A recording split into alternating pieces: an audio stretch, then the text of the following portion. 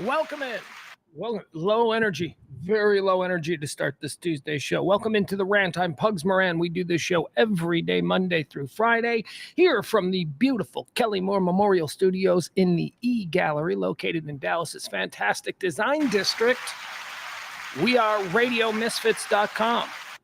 We are the Radio Misfits Dallas extension of RadioMisfits.com. Hold on, I got to get a drink on my big, giant, homemade Big Gulp. Yeah, this is a Big Gulp cup that I bought yesterday. It originally contained Big Red. I love Big Red out of the spigot. Out of the spigot at 7-Eleven. I've never had it anywhere else.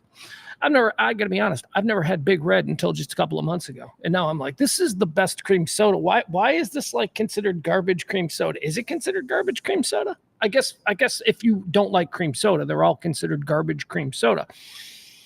But I'm a man who bucks tradition when it comes to things that I like. For instance, I'm a big advocate for candy corn. Love them. You don't want your candy corn? That's fine. Black Chuckles. Yeah, remember Chuckles? Nobody wanted the black. I could always trade for the black. You know what I would trade? I would trade that weird flesh-colored one. What is that? What is that weird flesh-colored? I don't want to eat that. That's fucked up. Give me the black one. That's licorice.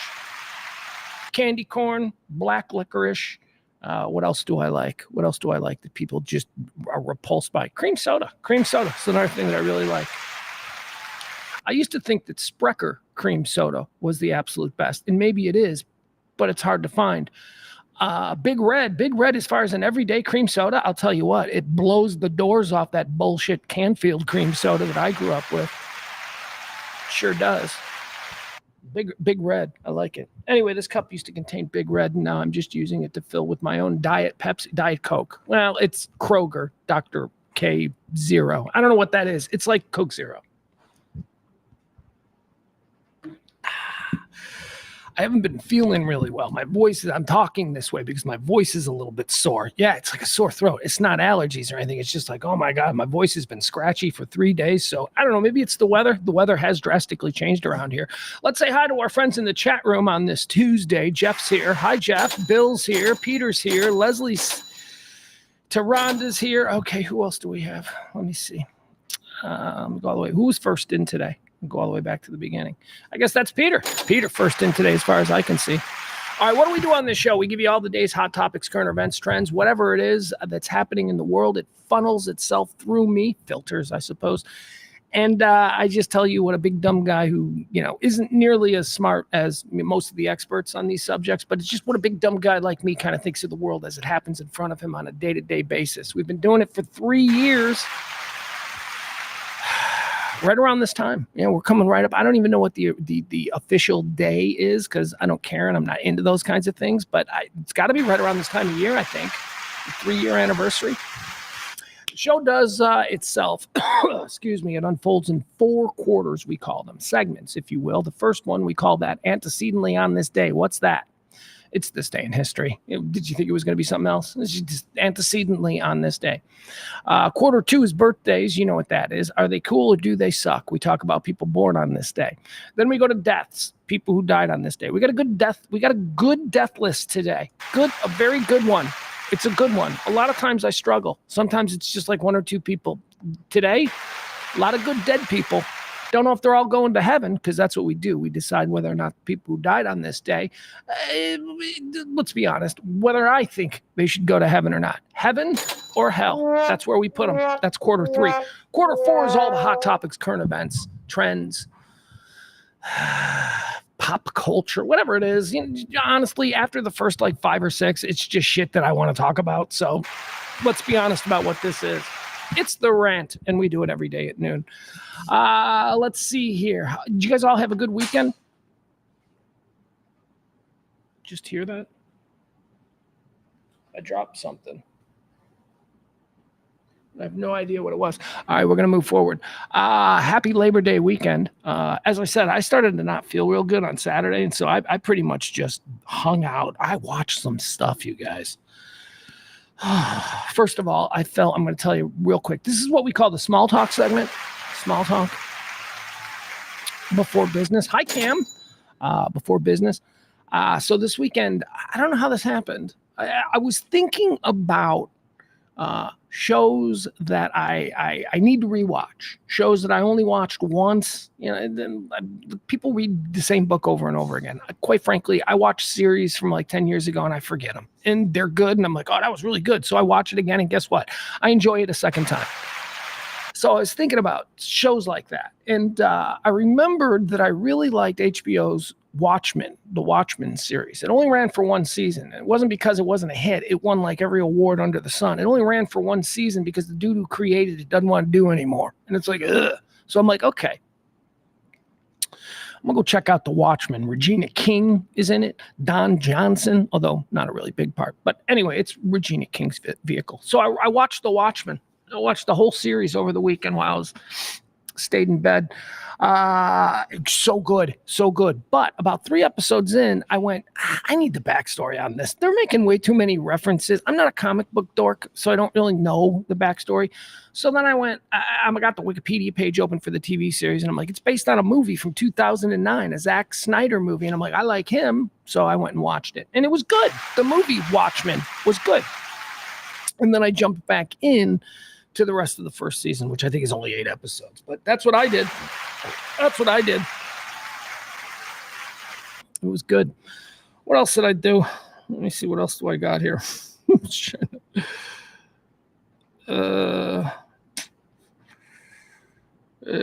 Hold on. I'm just going through my list of stuff.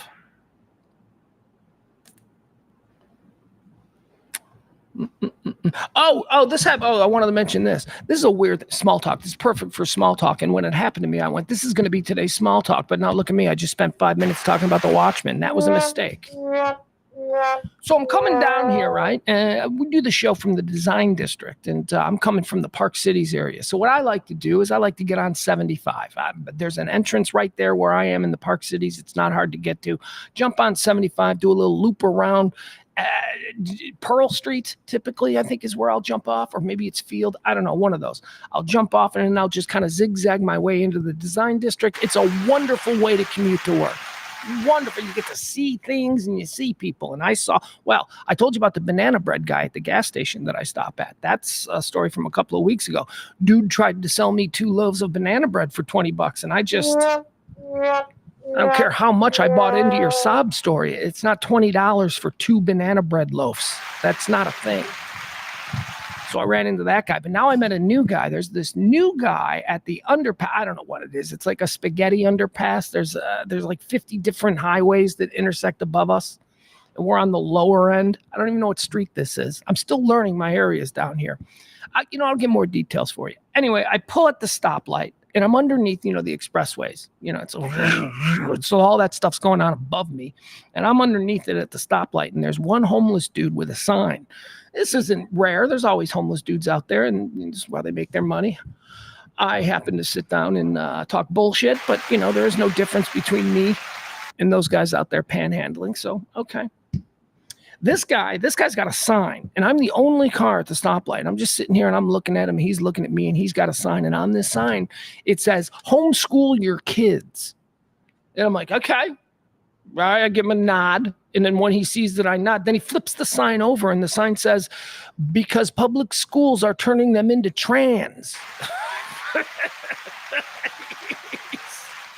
Now, this guy doesn't look like he's all that politically involved. He looks like he's king of the homeless people. That's what he looks like.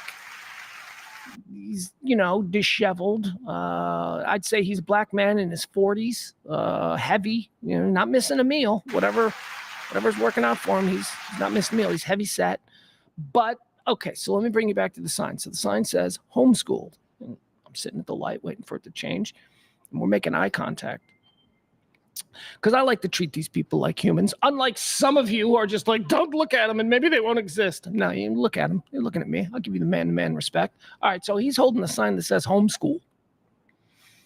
And I'm like, okay. And then he flips it and it says, because public schools are turning your kids trans. And I immediately went, nah. And then you know what he did? This is because to this point, I'm wondering, I'm like, nah, dude, you lost me, right? I'm not the audience for this. But up until that point, I had been wondering, I'm like, okay, is he just really crazy? Like, is this really an issue that he believes in? But as soon as I went, nope, and kind of smiled, he laughed and shrugged his shoulders. I was like, you're working an angle. He's playing the percentages. He figures that a lot of people coming out of Dallas, stopping there, going into the design district to spend thousands of dollars on stupid shit like Persian rugs. He's playing the percentages that some of these people might be Fox News people or far right wing, and they might believe this stuff. So I'm going to placate them, and I'm going to pretend that I'm on their side and that I'm spreading the word, and maybe that'll turn into some money. Well, he had the wrong audience in me. I don't believe any of that nonsense. I don't even believe in public schools, Fox News, or trans people. None of it is real. It's all just a part of the matrix. Anyway, I thought that interaction with this guy where I said, nope, sorry, as soon as he revealed what the sign was, nope. No, man, come on, that's not me. I know who you're going for. And then his smile is what made me wanted to give him some money. Like when he smiled and he shrugged his shoulders, I was like, okay. He knows in that moment. And I'm like, I like your hustle, dude. I like your hustle. Anyway, that's what happened to me. So I didn't give him any money. I don't have any money. It's the start of Pledge Week. You know what Pledge Weeks are around here? Pledge Weeks are where we try to raise as much money as we can during the course of 1 week so that we can keep this show on the air for the next month. Previous Pledge Weeks, well, they've all worked out for 3 years. And I do think we got something special here in this Pledge Week because, folks, I don't know how this happened. Well, I mean, I do know how it happened because I took a little side gig, but the amount that we need this month is nothing compared to what we've needed in other months. We're at 200. We need 200 to make weight this month. That's it. Usually we come in here and it's like 350 or, sometimes double that. No. So that's all we're trying to do. We're trying to raise that much money between now and end of show Friday. So if you can help out, that would be absolutely fantastic. Thank you. How do you do that? You might be asking. Well, here's what you do. You go here. This is how we do it. You go to either the Cash App or the Venmo. And again, the number this month, and I'll have the full numbers and be thanking you folks like we do. However, we do have an executive producer that needs to be shouted out. Boom. There you go. Leslie C. She's already here. Thank you, Leslie. Leslie C. She was the big tipper over the weekend. That is so nice. That is, you guys have no idea how that, because like I kind of live and die by the show itself. Like at the end of the show, if there's no tips, I'm like, okay, well, it was a slow night at the bar, right? That you got to think of it like a bartender. I'm like, okay, that's okay. We'll still do. We'll get up and we'll do it again tomorrow. So during the week is when you expect it. But when you like look at your things on like, I always look on Sundays. When you look at your things on Sundays and you're like, oh my God, somebody tipped today. They were thinking about me today. They were thinking about the show today on a Sunday. So thank you so much, Leslie. I appreciate that. Again, the number is 200 and we'll have more, we'll put that. I hate doing this, but here we are. Okay, let's get started. It is, thank you to Leslie C. And there you go. If you're so compelled. I said earlier in the month that we were in trouble this month. And then I was able to get, and it was for good reason. It was for, a reason I'm totally comfortable with. We basically spent a couple of weeks where we were just directing people if they felt so that they wanted to, to help out with my partner, Kelly Moore, who passed away. And we had her GoFundMe up, and you can still go and find that GoFundMe in loving memory of Kelly Moore, or you can just go to pugsandkellyshow.com if you want to help them. So anyway, I had said that we were probably looking at being in trouble this month. And then, I don't know, maybe it's just the way the fates align. But I was able to pick up a little side work that doesn't need to be mentioned and all that. So we're okay. So this month we're only at 200. That's all we need to keep this show going for next month, to raise $200 this month. That's nothing. All right. Thank you, folks. And thank you so much to today's executive producer, the lovely Leslie C. Leslie C. She's one of them 15, 10 maybe. She's definitely in the top 10. But like there's about 15 of you. There's about 15 of you that I don't know how to thank you enough. All right. There you go. And we'll leave that up. Okay. Should we get into the show? Should we just get started? Let's get started. All right. It is, hold on. Where do we do?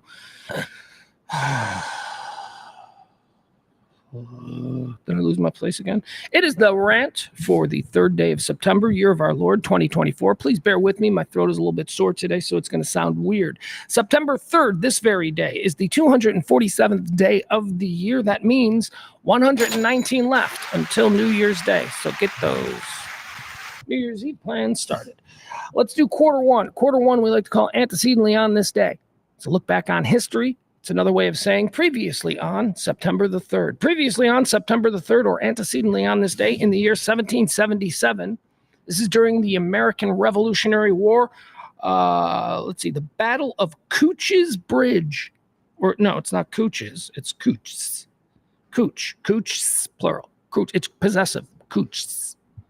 So it's Cooch's Bridge. The Battle of Cooch's Bridge. The flag of these here United States is flown in battle for the very first time. It's the first time we came out with our colors. First time we came out wearing a uniform with our colors on it. Pretty cool. Antecedently on this day in 1777. Antecedently on this day in 1895, John Brayler becomes the first openly paid professional American football player.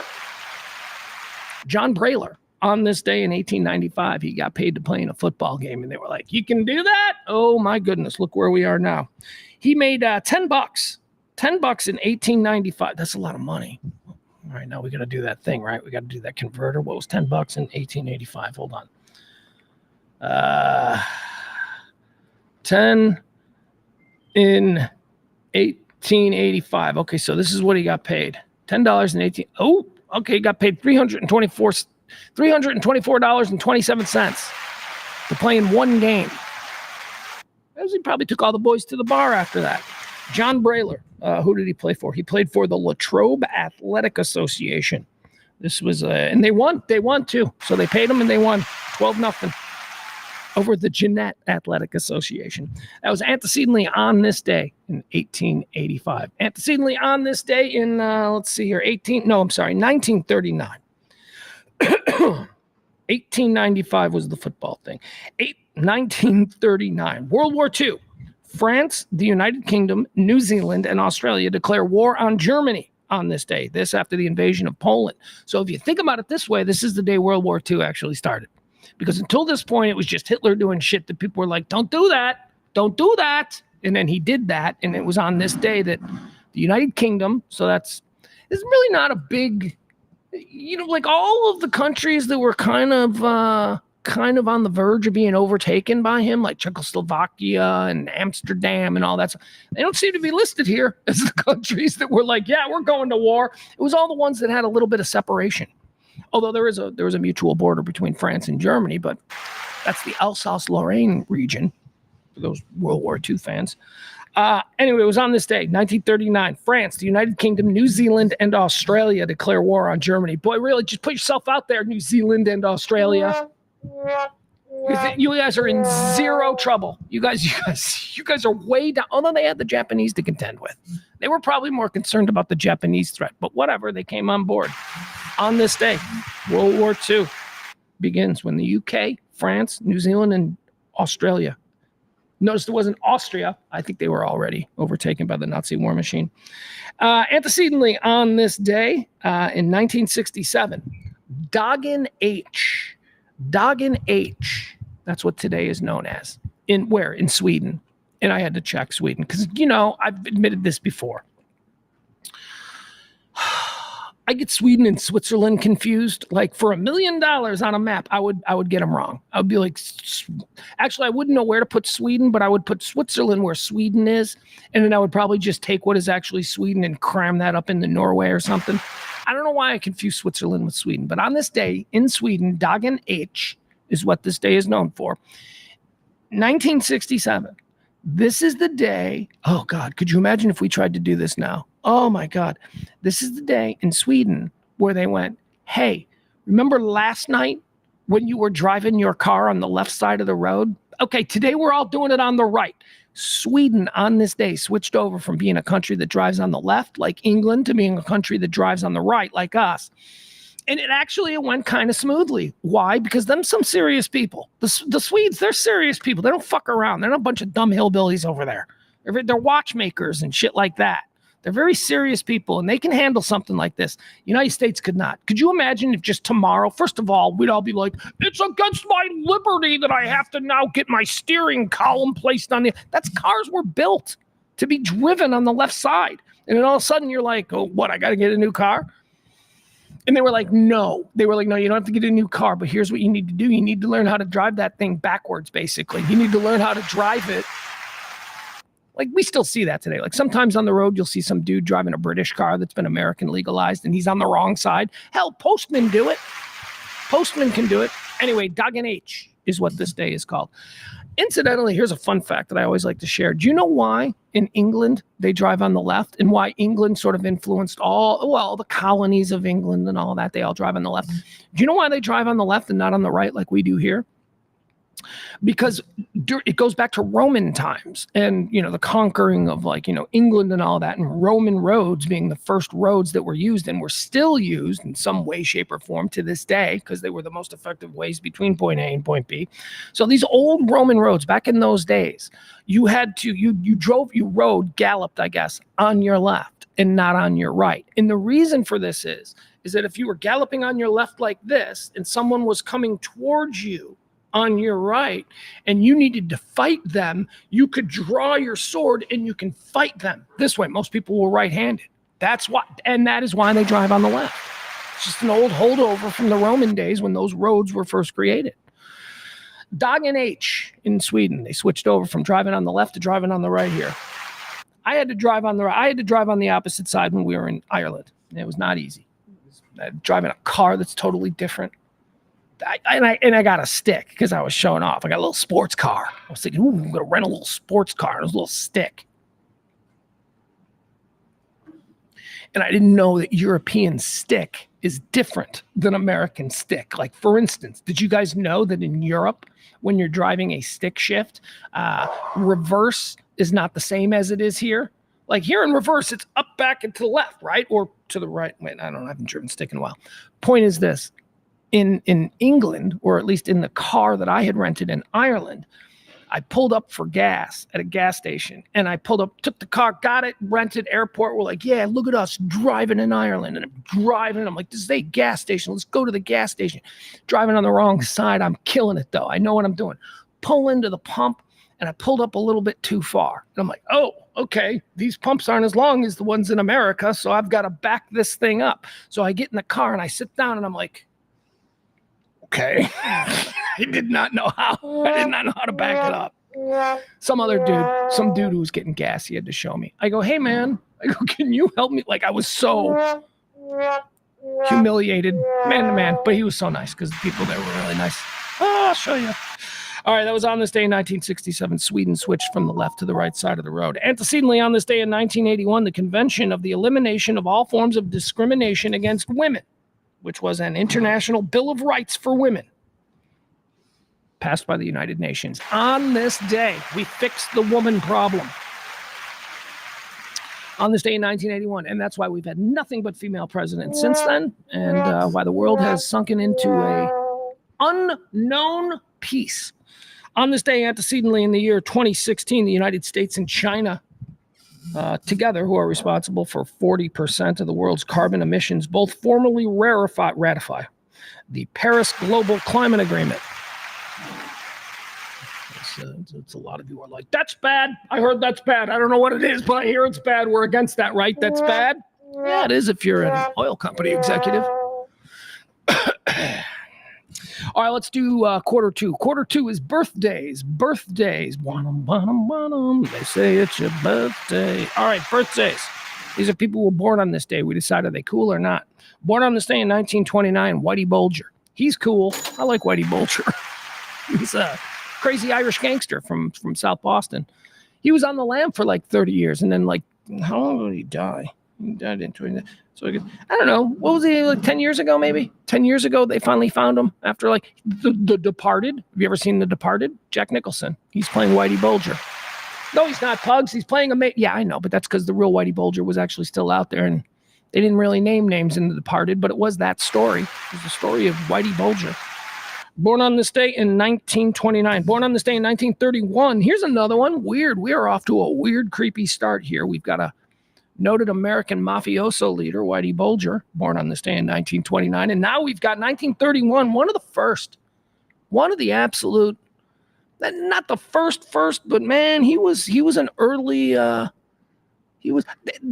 serial killers and like, that kind of thing. They were around, but Albert DeSalvo was really one of the first ones to really break through. First one to get a movie about him, I think. The Boston Strangler, Albert DeSalvo. Happy birthday. Born on this day in 1931. Born on this day in 1957, Steve Schirripa. Is that how you pronounce it? Schirripa. I'm going to go with Steve Schirripa. You know who he was? Sopranos fans? Bobby Bacaliari. That's right, Bobby Bacala. Fat Bobby. Bobby Bacaliari. Bobby. He was awesome. He was so cool. Born on this day, 1957. Spoiler alert. Bobby died doing what he loved. Right? Bobby died playing with his trains, didn't he? Isn't that how Bobby died? I want to say Bobby died playing with his trains in that big dumb train hat. He was a big scary mafioso guy with a big giant heart of gold. He was like actually really nice and soft. Like of all the mafia guys in The Sopranos, Bobby Bacaliari was like the nicest one. And he had a giant Lionel train set up in his garage. And I think, or maybe it was his basement. Maybe it was both. Anyway, he wore a big dumb hat. And the other mobsters would come over and they'd be like, what are you wearing that stupid hat for? Hey, it's the way I relieve stress. Anyway, Bobby Bacaliari, he was great. Steve Schirripa is the actor who played him. Born on this day in 1957. Born on this day in 1964. Adam Curry, MTV VJ. Not an original. I know. You think he was like one of the first new ones. Like there were original MTV VJs. We can go through them. Alan Hunter, who I think is the person that a lot of people confuse with Adam Curry. You got Adam Hunter. You had Nina Blackwood. You had can't think of her name. Martha Quinn. That's it. You had J.J. Jackson. You had Mark Goodman. And I think that's it. I think that's the original MTV VJs. Adam Curry came on like 1987, 1988. They'd been around for a couple of years, but he was like the first new one. Anyway, Adam Curry, born on this day in 1964. That's it. I'm out. I've completely exhausted everything that I have to say about Adam Curry. Born on this day in 1965. Happy birthday, Vaden Todd Lewis of your Toadies. He's such a cool guy. Like in addition to the fact that he's just got this like really natural sort of rock star vibe about him and energy. Like even like he's quiet dude. Like even when he's just being quiet and hanging and chill, and all that, he's just got this like simmering kind of artist kind of, I don't know. Big fan. He's a good guy. Born on this day in 1965, Vaden Todd Lewis of your Toadies.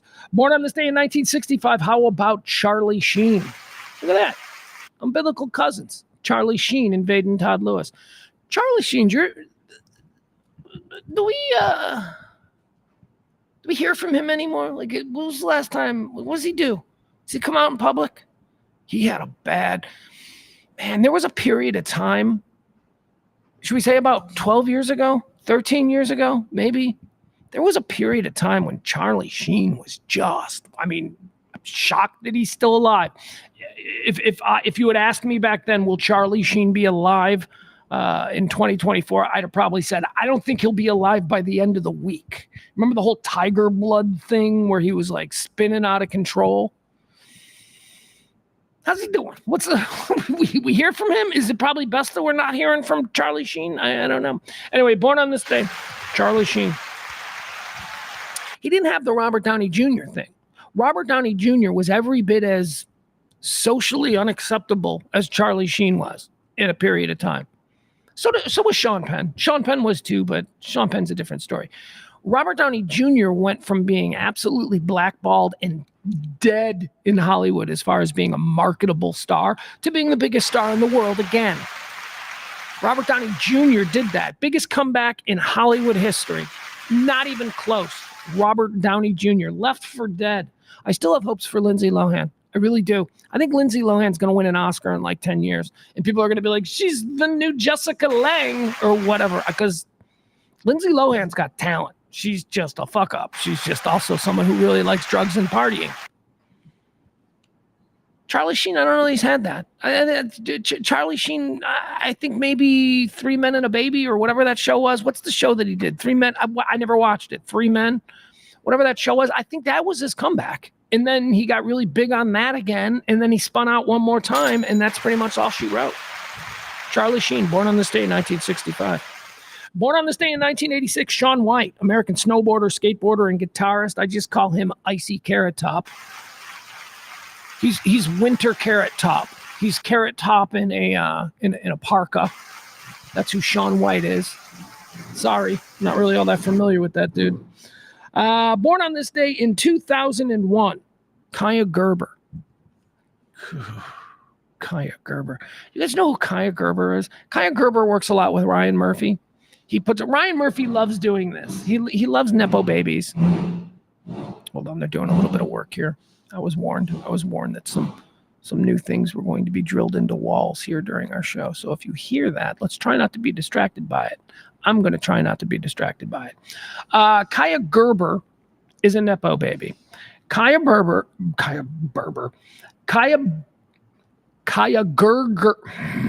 Why can't I do it now? Why can't I do it? Kaya Gerber. Gerber baby food. That's what it is. It's Gerber baby food. Now I can't even say that. Kaya Gerber does some Ryan Murphy stuff. Like I saw her in one of those American Horror Stories and she was in something else. Here's all you need to know. This is who Kaya Gerber is. She is, of course, the daughter of Randy Gerber, who is a restaurateur in Hollywood. And her mom is someone named Cindy Crawford. There you go. Now, the reason I pulled this picture up is because I want to show you this. She looks so much like, if you're Gen X like me, Cindy Crawford is beautiful. Like I'm not going to go, she's the most beautiful woman. She was pretty. She was different. Her beauty was different than the kind of beauty that we saw in Pam Anderson or the kind of beauty that we saw in, I don't know, porn or Playboy. There was like an unattainable, like Cindy Crawford's beauty was unattainable. You know, like, yeah, I can't get near that. No matter how much money, it was just, she was in a different category. There she is with her daughter. Her daughter looks exactly like her. Look at these two. That's Kaya Gerber, birthday girl right there on the left. That's Cindy Crawford on the right. Look at that. How crazy is that? How crazy. I'll tell you this, though. If I'm being completely honest, mom's prettier. That's right. I know it's, I know. It's like pizza or tacos. They're both good. But if one's got to go, one's got to go. And quite frankly, I think Cindy Crawford's prettier. Kaya Gerber, born on this day in 2001. Okay, that's going to do the birthdays. The birthdays are over. Now we're going to move into the deads. Quarter 3. These are the people who died on this day. I told you we had a really big one here. We're going to send a lot of people either to heaven or to hell. We're going to start out dead on this day in 1970. Ladies and gentlemen, Vince Lombardi. Vince Lombardi. They named the World Super Bowl trophy is the Vince Lombardi trophy. And it's only named that because he died. That's all. He died. He just died. The timing was good. Packer fans always like to point out, the trophy for the NFC is named after George Halas, but the trophy for the entire league is named after our guy. Yeah, because he died. Because he died in 1970. When they were like, what is the Super Bowl thing? That's all. It was timing. Was he a good coach? Yeah. Was it Vince Lombardi? It wasn't Vince Lombardi's tree. Who's coaching tree? You guys know what coaching trees are? Coaching trees are a big thing that sports nerds talk about because all coaches begin on the staffs of other coaches. So when one head coach has like a defensive coordinator who then goes off to be a coach of his own and then he starts winning Super Bowl, you start looking at where they came from. There was this like absurd, is it Weeb Eubank? Is it somebody, there was a coach, I think it was the New York Giants. It was definitely the New York Giants. The New York Giants had a coaching staff, and I think it was Weeb Eubanks. I might be wrong, but I think that's who it was. The New York Giants had a coaching staff that had Tom Landry, Vince Lombardi, and Don Shula on it. I mean, come on. It's crazy. There's also a really cool, more modern example of that. And I think it's when Nick Saban for 1 year took over with the Washington Redskins. If you remember that from about 15 years ago, if you look at his coaching staff back then, it's insane. It's like nothing but college coaches. It's like, or not college. It's nothing but like championship level coaches. His entire staff, like even his like assistant quarterbacks guy was like Mike McDaniel, head coach of it. It's crazy. Anyway, sometimes that happens and it's fun. Vince Lombardi died on this day in 1970, and he's going to fucking hell because he's a Packer. And I'm a Bear fan. Dead on this day in 1991, preemptively, we're putting this dude into heaven, Frank Capra. Frank Capra's going to heaven. Come on now. Frank Capra, incredible American filmmaker. It's a Wonderful Life. George Bailey. He did some other shit, but who cares? Frank Capra did It's a Wonderful Life, and he's going to heaven for that. Oh, that movie sucks. Fuck you. I'm sorry your family was all killed in a car wreck and during Christmas when you were 10. Who fucking thinks that movie sucks? You can be like me, who I used to always sit around and make fun of it. But here's the thing about that movie. That's a movie that you saw, that you watched, that you, at some point in your life, you watched that movie with people who are no longer here. You watch that movie with people who you miss. And now you have the gall to think about that movie in anything but other than the most spectacular of terms. You're a piece of garbage. Everybody loves It's a Wonderful Life, even those of us who don't love it. Like, I've got some problems. There are plot holes, but it's a wonderful life. It's a magical film. Fun story about It's a Wonderful Life. Do you know that it was basically a bomb until like the 1960s and 70s? Mm-hmm. It's a Wonderful Life, when it came out in movies, it got bad reviews and it wasn't a big box office hit. It was kind of considered a bomb. I think the problem with it was that it was released in July. It's a Wonderful Life was released in July, and it was a Christmas movie, and nobody went to see it, and it was awful. So how did it become this inarguable American classic? Well, in the 1970s, when television and syndicated television was coming, a whole bunch of like garbage movies that were not really marketable were made available to television stations. And that's where you had the late night movie and all of these, that's how It's a Wonderful Life became something that, we all saw, because local television operators would show that at Christmas time, and families would see it and then it became a tradition by the late 70s. I think the tradition was Christmas Eve. It was on Christmas Eve, so you'd watch it on Christmas Eve. There was a number of these movies, yearly movies that were shown once a year on television. Chitty Chitty Bang Bang was one. I remember that. That was always in the summer. They showed Chitty Chitty Bang Bang. Then once a year, we all got to see Wizard of Oz. Remember that? That was a big one. Sound of Music was another one that I never watched. Fuck that. What? Just people singing on a mountainside? I'm not interested. 10 Commandments. That was always on Easter Sunday. 10 Commandments would come on. And It's a Wonderful Life. It's a Wonderful Life. So Frank Capra is going to heaven.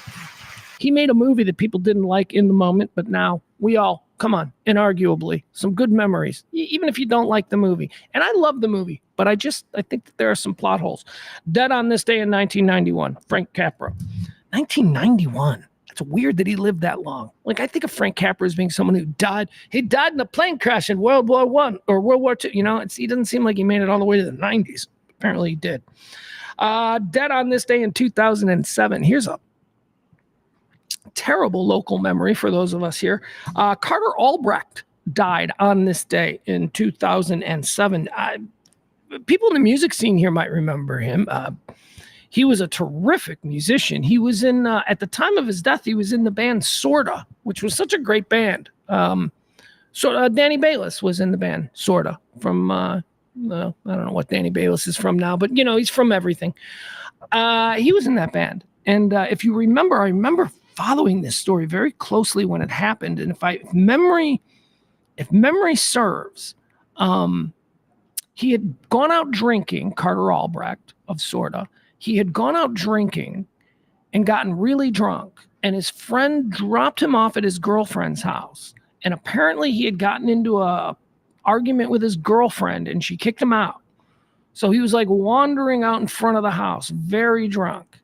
And apparently he went to the neighbor's house and started banging on the door of the neighbor. And the neighbor was like, "Who are you?" And he was drunk and he was banging, and the neighbor shot him and he died. And I remember it being because Carter was very tall and thin. He was like 6'10". I mean, not that big, probably like 6'5", something like that. But he was big. He was a big, tall dude. And I remember them saying that the homeowner did not intend to shoot him. He was trying to fire a warning shot through the door, but he was so tall that it hit him right there in the head. Now, that's the events as we were first told.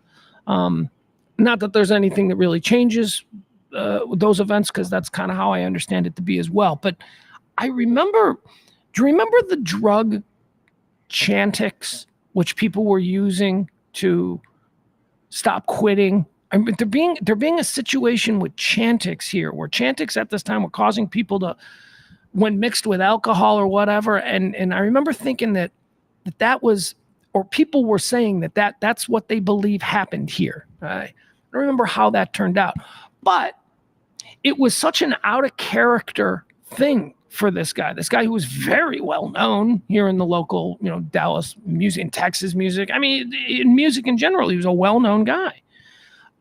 He was in Edie Brickell and the New Bohemians. So, I mean, he was a known guy, and this was so not his behavior. And I don't know, just real sad. Anyway, we're going to put him in heaven because he was a really wonderful guy. Like, a lot of people, it's hard to say that. I mean, people die all the time. He was a musician. He was just like a really chill, good-looking, tall, Sort of was a great band too. They were really good. I didn't know Danny back then, but they were really terrific. All right, let's see here. Carter Albrecht died on this day in 2007. We're going to put him in heaven. Here's another one. Michael Clark Duncan died on this day in 2012. Remember Michael Clark Duncan from the Green Mile? From wasn't he also in Asteroid or Meteor? I don't know, whatever. Michael Clark Duncan. I knew Michael Clark Duncan different. Michael Clark Duncan, before he was a movie star, he was a very high-profile doorman in Chicago. Now, Chicago has a very long history of high-profile doormen. guys who work the doors, who are a little bit flamboyant. Famously, Mr. T, of course, was discovered as a doorman in a Chicago bar, Mr. T. Michael Clark Duncan as well. Michael Clark Duncan was the doorman at, I don't know if it was Limelight or if it was Excalibur or both, but it was one of the big central hoity-toity Chicago clubs of the 1980s.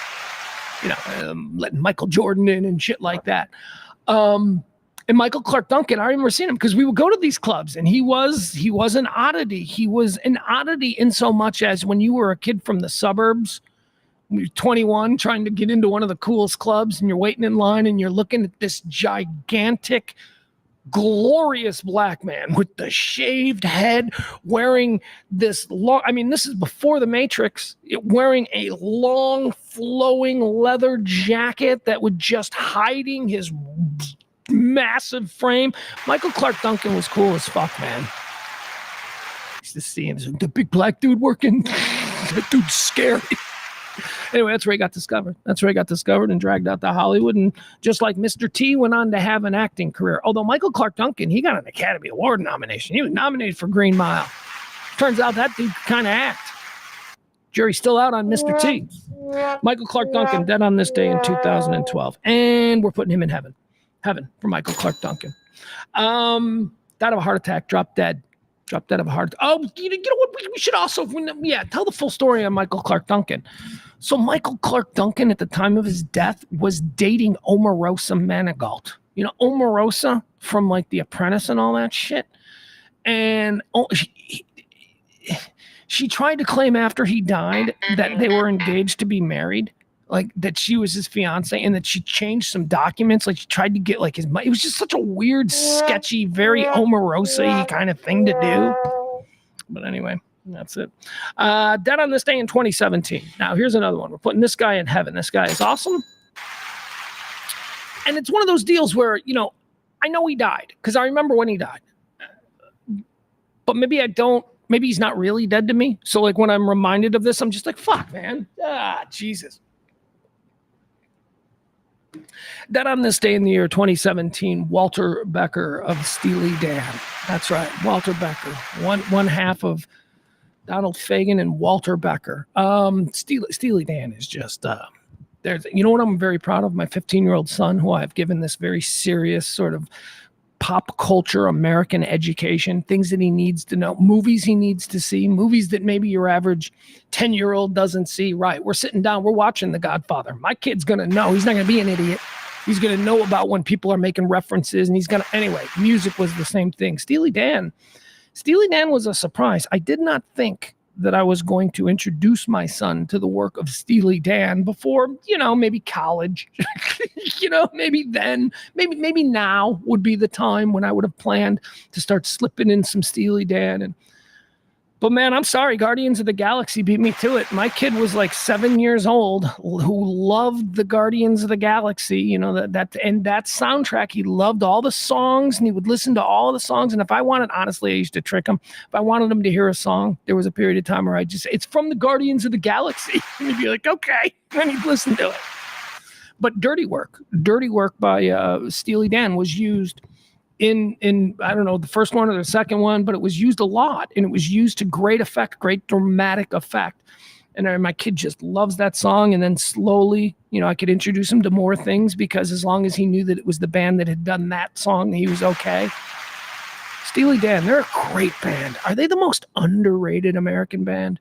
See, because I don't know if you can be considered underrated when the most unimpeachable voices in that particular art form will just sing the praises of this person. I mean, I guess it doesn't really matter if the average person on the street is like, do you know how genius Steely Dan was? I guess that doesn't matter, because the people who it does, the other creator, the other artists, the other people, the other performers, they get it. They were genius. Steely Dan, when you talk about coaching trees, look at Steely Dan and all the people that had worked and come through that band and the shit that they've gone on to do. I mean, not just like, all the stuff that Michael McDonald did, but, the Doobie Brothers in general, just such a great couple of guys, Donald Fagen and Walter Becker, Steely Dan. Adam has no appreciation for good stuff. He only likes what people have never heard of. I don't think Adam has anything from the past that he really likes. I don't think Adam appreciates anything that came before him. I think to do so would somehow internally suggest to Adam that he is not fully rounded, and that would be a negative, and he refuses to think that way. So I do think that he doesn't like anything. And now he's going to, because there's a delay. Now he's going to start naming some things that he likes. I don't know, maybe he'll say Pink Floyd, even though he probably doesn't know shit about Pink Floyd. He's an indie guy, and indie guys do not like anything that is popular or before their time. Because for an indie guy to admit that there were cool shit being done by his grandparents, that kind of epiphany, that kind of awakening happens in your 50s. And Adam's got a few years. Adam says, I love Steely Dan. The hell are you talking about? I don't know. Did I just go off on a rant? Thank you for inspiring that rant, even if it turns out to have been complete bullshit. I don't know. I thought I was reading that you don't like Steely Dan, and then I was just going into you as being an indie guy. Now you're telling me you like Steely Dan? Okay, very cool. Look at Adam turning the tables on me. I don't know what the fuck I'm talking about. Steely Dan, Walter Becker's going to heaven. How did he die? Just being an old dude? Why do people think they're a gay band? Where did that come from?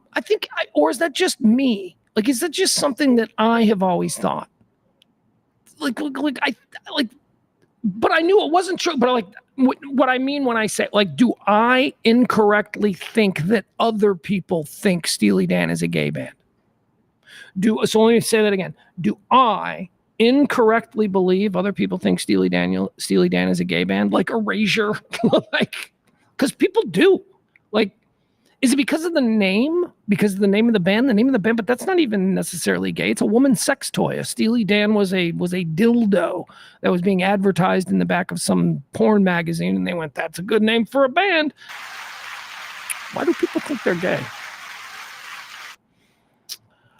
All right. Anyway, Walter Becker. There you go. He's going to heaven. All right, let's get in now to quarter four. Quarter four is all the things that are happening in the world, the big headlines, the breaking news, all of that. I am sorry, guys. I am There's definitely something going on here with this weather change. What is the weather today? I'm going to get rid of the dead people. We'll go back to this. Yeah, there you go. Nope. Oh, man, now I feel like a real a-hole. All right, that's Kelly's. There's Kelly's. You can put hers up. Help us out. Help her out. There you go. We'll put this one up. I'm sorry, I'm a little bit like in a fog today. I'm distracted. I'm distracted that I think tonight is the last Hard Knocks. I think. I don't know. Has to be, right? The season starts next week. Oh, man. Did you guys watch any football over the weekend? That's all I did. I watched football. Actually, that's not all I did. I spent like the first 5 minutes of the show telling you that I fell down a Watchman hole. Right. But when I wasn't doing that, I was watching football. Notre Dame A&M. Oh, my God. You guys. Freaking Notre Dame A&M on Saturday night. I was just in my happy place. It just felt so cool. It was just football's back. It's not pro. And then I knew that there was this great abyss on Sunday where it's like, oh, there's no football. There's no pro football tomorrow. So there's a big hole. But then I got LSU USC on Sunday night. That was awesome too. And then last night, Florida State, Boston College. That was awesome. Anyway, I was very, very nervous on Saturday night because, as you all know, I am a Notre Dame devotee. I love my Notre Dame Fighting Irish, south side of Chicago, 100% Irish Catholic. It's kind of in the blood. I don't really have much of a choice, and they're incredibly disappointing. And last Saturday, they rolled down into A&M. Scary place. What the fuck? Why do I got to look at all of these other schools like Ohio State? Ohio State opened the season against the Akron Zips and beat them by like 70 points. Who the hell in college football these days? Not entirely, but the goal is to go undefeated, right? You want to be undefeated in the number one ranked team going into the playoffs. You want that bye. You want all of the accoutrements that come with being undefeated. And when you lose the first game of the season, no, your season isn't over like it may have been in past years. But it's like you don't want to have that. So I'm looking at Notre Dame having to go to Kyle Field and play A&M. What, A&M ranked 17th or something like that? Well, they won't be next week. Trust me, because Notre Dame got lucky. Notre Dame got lucky in the fact that A&M sucks. They are not going to be good this year. But whatever. We got out of there with a win. And let me tell you, as we sit here on September the 3rd, Notre Dame's going to run the table. Notre Dame is probably going to go undefeated this year. They are, this is like the toughest game of the year. I mean, unless you consider Stanford is not tough. That's a rivalry game. We got not, trust me. It should be an undefeated season for Notre Dame. And as a Notre Dame fan, I can tell you that I am fully prepared to go undefeated, be the number 1 or number 2 team in the postseason playoff, and then lose to an SEC team by 70. I am absolutely prepared for that as a Notre Dame fan. I've seen it far too many times in the past 15, 20 years. I got to be honest with you, seeing what Michigan did last year does kind of give me a little bit of hope, but that was a one-off. I don't think that's we're just gonna go back the next 10 years to just, Georgia and Alabama trading titles, I think. But that's what I did. I watched a whole bunch of college football. Let's see here. April says, I am so glad the Irish got that win, or my husband would be miserable to be around. So would I. Here's the thing. By the way, thank you, April. April let me know about, I already knew about it, but she sent me a note. Peacock has like a Notre Dame themed Hard Knocks series. Here Come the Irish, which I just, of course, devoured. So, there's a lot of hype around this team because Marcus Freeman, Notre Dame's head coach, the sexiest man in college football, I'll have you know. Oh, the ladies, they like Marcus Freeman. He's a good-looking man, and he's all fit and shit. Anyway, it's his 3rd year, and there's tradition in Notre Dame that the coach in his 3rd year wins a national championship. Parsegian did it, Van Devine did it, Holtz did it. So now this is Freeman's 3rd year, and they've got a good team, and we've got a great transfer quarterback in Riley Leonard. And the transfer portal, we'll take it. And, we're going to go undefeated, and then we're going to lose to Georgia by 70 points on New Year's Day. So I am prepared. I just know that's what's going to happen. Also, here's the other thing that I've been obsessed with these last 2 nights. I don't know how this happened, but what is the best sandwich place? Let's have this conversation with the chat room before we get into the news, okay? Because I think I got a problem. I think I got a real problem. I mean, I think that one sandwich place is absolutely superior to all the rest, right? And then there's one that's the best, and then there's, I'll say them, your Subways or your Quiznos or your Firehouse. Or is Quiznos even still a thing? Quiznos used to be good with their prime reef sandwiches. Those were good, but that's not even a sandwich. I'm talking about a good sub sandwich. If you just want a good deli sub sandwich, stop fucking around with cheesesteaks, because Jersey Mike's makes a good cheesesteak, but not a great deli sub sandwich. The number one deli sub sandwich is the spicy East Coast Italian at Jimmy John's. And it has been for 20 years. And I unfortunately live in a neighborhood where the only fast food restaurant within walking distance is a Jimmy John's. So I've been eating a lot of Jimmy John's lately. The spicy East Coast Italian with pickles and mustard. I want you to put everything on it. But I have a question for you. Any of you sandwich connoisseurs? Jimmy John's. Here's why I think Jimmy John's is the absolute best. The fuck is going on with that bread? What is going on with that Jimmy John's bread? Why is that Jimmy John's bread so much better than all the other breads that are out there? Now, I know they claim because we bake it ourselves every day in our stores, unlike that frozen shit that they give you at Subway or whatever. Subway bread sucks. It smells funny. It's got a chemical smell to it. I don't like that. Anyway, I've become obsessed, and I've had 3 Jimmy John's sandwiches in the last week, and all I can tell you is that tonight I want a Jimmy John's. I want a Jimmy John's sandwich. I want a spicy East Coast Italian. I can't live like this. I'm living like a rich man. This is not that it's crazy expensive, but still. Kevin says sugar. But Byron says Jimmy John's is good for the low end. Well, they're all low end, dude. They're sub sandwiches. What is a high end sub sandwich? I don't know what a high end. But I mean, Jimmy. So, like we're talking about Subway, Jimmy John's. I don't know if the Quiznos is still a thing. I know Firehouse is one. Another one. I don't like their bread either. I'm trying to think of what else is there as far as the sub sandwich game. It's saturated. Jimmy John's. Kevin says sugar. Is that it? Does Jimmy John's put sugar in their bread? Because their bread is really good. I don't know what it is. Christina, Jason's Deli. Yeah, I don't know that. Is Jason's Deli? Is that? Are we considering Jason's Deli? Don't we sit down at Jason's Deli? Isn't that more of we sit down and we enjoy the Borgerschmorg? That's Polish for all you can eat. Sports Bras out here in these streets champion for Firehouse. Firehouse is all right. Here's the problem with Firehouse. I've only been there twice, and both times I've gotten the corned beef, and both times I've been like, this isn't corned beef. I don't know what the fuck this is. It's slimy or something weird. I guess it's only fair if I compare the straight up like sub sandwich, the classic sub sandwich, which is going to come with some Italian meats. It's going to come with some lettuce, some tomato. Probably, if they're doing it right, they're going to put a little bit of that Italian dressing over the top. It's going to be nice. Gonna be nice. Byron says I will order subs at family-owned Italian places. All right, respect. That's they got a sub on a menu at like a pizza joint or something. That's legit. You could try that. But I'm just thinking of the everyday. This is all they're known for: sandwich spots. Do you know I've only had Subway twice? My kid is amazed by that. My kid's mother used to work at a Subway. And when we were dating, she lived almost exclusively on Subway sandwiches. And I used to be like, I'm not down with Subway.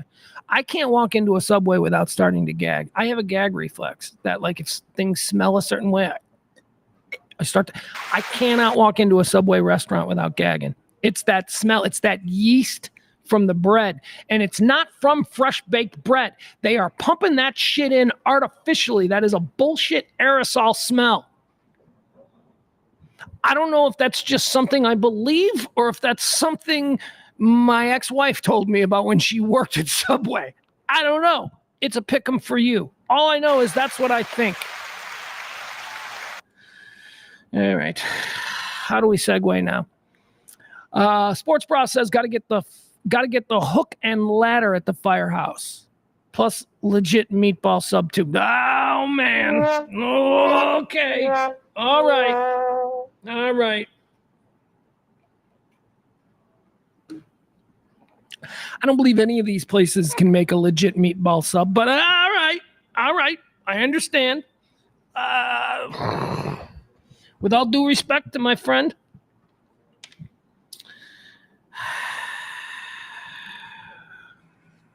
I don't think you know what the fuck you're talking about. I just don't think you know what the fuck you're talking about, and I hope that doesn't hurt you. I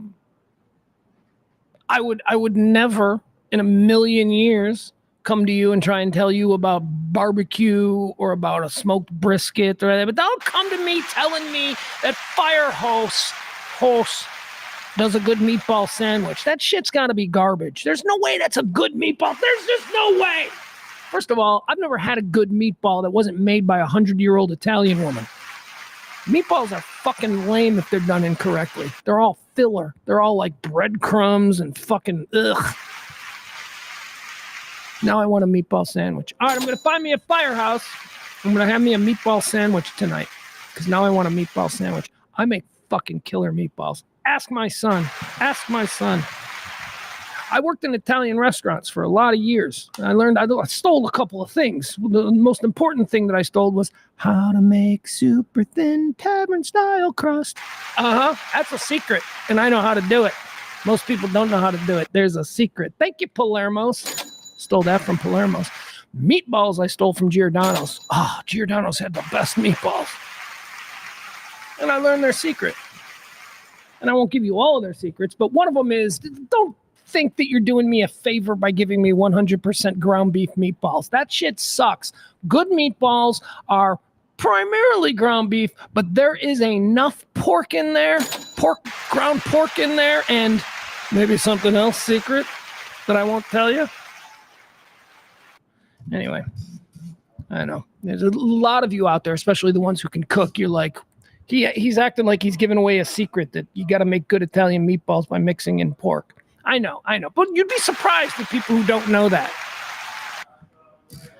You tell me that this meatball is 100% ground beef, I'm going to be like, well, that's going to be a disappointing meatball because that's just meatloaf. I didn't want meatloaf. I want an Italian meatball. Got to put pork in there. You also got to put beef. No, I'm not going to tell you. I'm not going to tell you what the secret ingredient is. All right. Why am I putting off doing the show? Christina says meatball sub is about the only edible thing at Subway. I can't imagine. Again, I can't imagine they do a good meatball. You know, the best, honestly, you know where you get a really good meatball? If you want a fucking good meatball sandwich, like right now, Jimmy's food store. Also the only place that you can get like a really good Italian beef sandwich, but Jimmy's food store over there, I don't know, what is it on Knox or what is it, something else at that point? I don't know. Jimmy's food store, call ahead, get a meatball parm, okay, that they're going to put cheese on it and red sauce. You want a sweet and hot meatball parm. Trust me, I'm a fat guy. I know about this. Hey, Jimmy's food store, give me a sweet and hot meatball parm with red sauce. Boom. And then get over there and pick that up. That is legit. You'll think you're in Brooklyn. I'm not kidding you. Jimmy's does everything so good. So don't tell me about your Subway meatball sandwich. Don't tell me about your Firehouse meatball sandwich.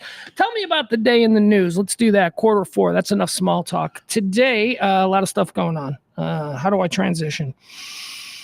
All right, so let's talk about Israel. There's a big story over the weekend. It's still going on now. Israel, boy, oh boy, they're taking to the streets. Millions of people. They all are demanding. I don't know what they're demanding. I'm confused. I'm confused about, let's back it up, okay? Over the weekend, there is this tunnel that Hamas uses to re-weaponize. It's a secret tunnel, and it stretches for miles and miles, and they use it to bring in guns and bombs and all of that kind of stuff. Well, the Israeli Defense Forces, they discovered the tunnel, and they went in. They went in with an assault team, a strike team, if you will, and this was in the early hours of Saturday, which would have been Friday, our time. So they went in and they encountered some resistance, and Hamas cell. I don't even know what the terminology is, but anyway, they found hostages. They found a place where they were hiding some hostages, 6 of them. And upon being discovered, Hamas executed all 6 hostages. All of them are dead. These are 6 hostages who were fairly high profile. The American, the American dude was one of them. He was killed. So that's the war, right? Hey, we found the hostages, and what happened? They killed the hostages as soon as. I mean, I've seen that in movies before. So terrible, tragic, gross, sad. I mean, I've seen the parents of the American hostage on television now for months, for a year. They've been on all the news stations, and they seem like lovely people. And then to understand that even their hope is over with at that point. You know, the other thing about this, they cut his arm off. He was in the initial October 7th attack that Hamas perpetrated on Israel on October 7th of last year. In the original attack, the American, he had dual American and Israeli citizenship. His parents still live in America, but he moved over there to resettle. The American had his arm taken off in like a bomb explosion or something, so they patched him up, and he has been living as a hostage these past 10 months, 11 months now, with like one arm. And I got to imagine, I can't believe they're not giving him painkillers. Could you just imagine what this poor dude went through? Anyway, you don't have to. He was one of them that was killed. All 6 were killed. When news of this broke, the people in Israel did not like this news. And so for the past 48 hours, we have seen mass demonstrations all over Israel in the streets demanding. Here is what I don't understand. You can help me with this.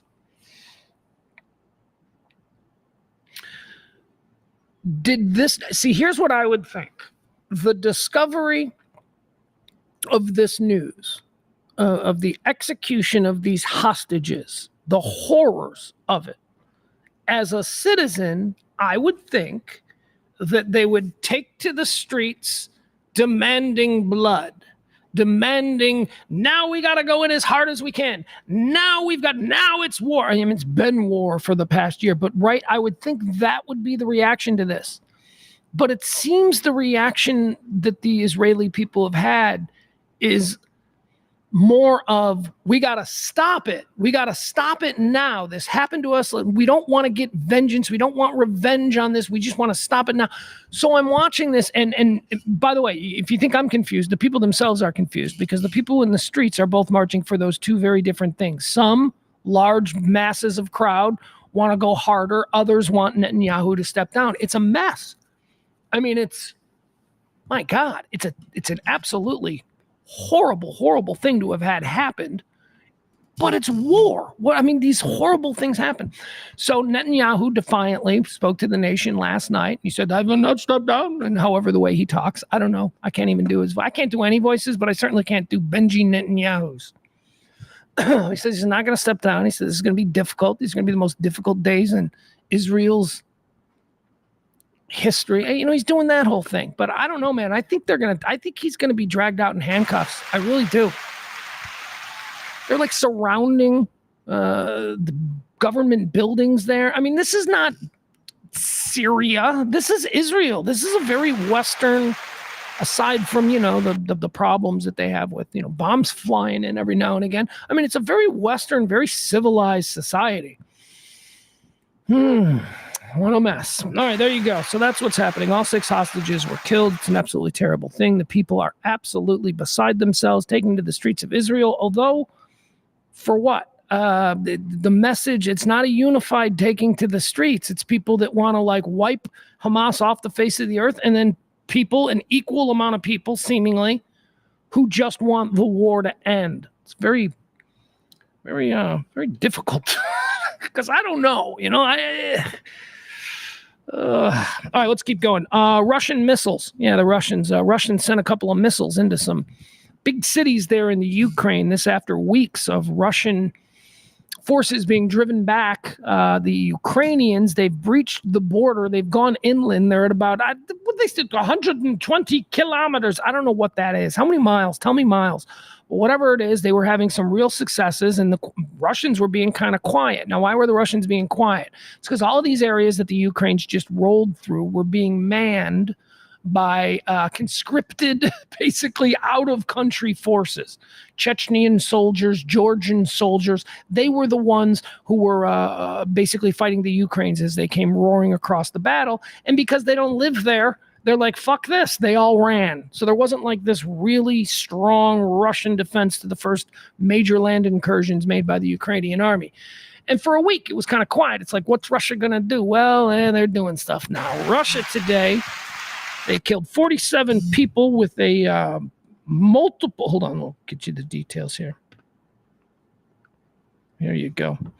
Russian missiles blast Ukrainian military academy and adjoining hospital, killing more than 50. This, according to officials. Two ballistic missiles blasted a military academy and nearby hospital in the Ukraine, killing more than 50 people and wounding more than 200 others. Ukrainian officials said. It is one of the deadliest single Russian attacks since the war began. All right, there you have it. So they're ramping it up. That's such a weird war.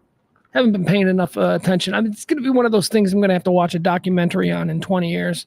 The Russian-Ukrainian war. And it'll be like an 8-part thing. And it'll be like, I never knew that stuff. I lived there and I didn't know.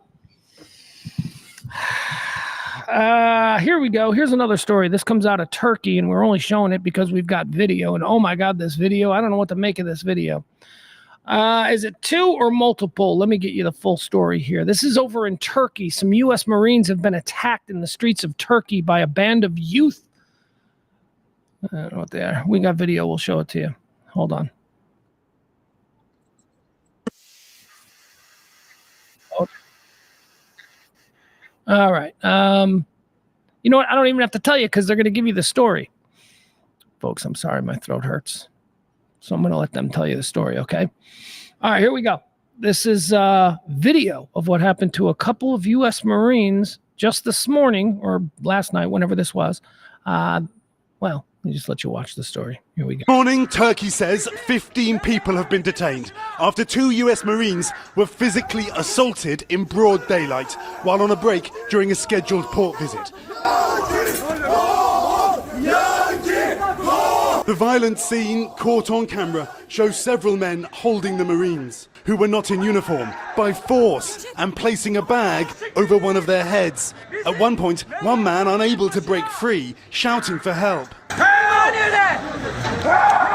According to local officials, a group of 15 people, including 13... What? Ad? The hell are you doing popping an ad up in the middle of a story? We're trying to learn something, and there's no sound. There's no sound. 15 men and 2 women attacked the service members who have been dressed in civilian clothes. The mob, part of a nationalist, anti-American youth group. Hold on, let me hear that again. 15 people have been detained after 2 U.S. Marines were physically assaulted in broad daylight while on a break during a scheduled port visit. The violent scene, caught on camera, shows several men holding the Marines, who were not in uniform, by force and placing a bag over one of their heads. At one point, one man, unable to break free, shouting for help. According to local officials, a group of 15 people, including 13 men and 2 women, attacked the service members who had been dressed in civilian clothes. The mob, part of a nationalist, anti-American youth group, were immediately apprehended. Officials say 5 other Marines were involved. The 2 Marines who were attacked are assigned to the 24th Expeditionary Unit on board the USS Wasp and were taken to a local hospital as a precaution, but sustained no injuries, according to a Navy spokesperson. The Turkish nationalist group, describing themselves online as soldiers of struggle for a fully independent Turkey, posting the assault on social media and writing, "US soldiers who carry the blood of our soldiers and thousands of Palestinians on their hands cannot dirty our country," adding, "Every time you step into these lands, we will welcome you as you deserve." The USS Wasp is part of a massive US Navy deployment in the Middle East, including 2 aircraft carriers that's aimed at deterring Iran amid rising tensions over the war in Gaza. And Craig, with all this US firepower concentrated in this region, it's notable that Iran has not launched a direct attack on Israel since April. That being said, the US Navy is stretched, and Craig, this incident just underscores the challenges involved. Craig. Chief International. All right, Craig. Back to you, Craig, man.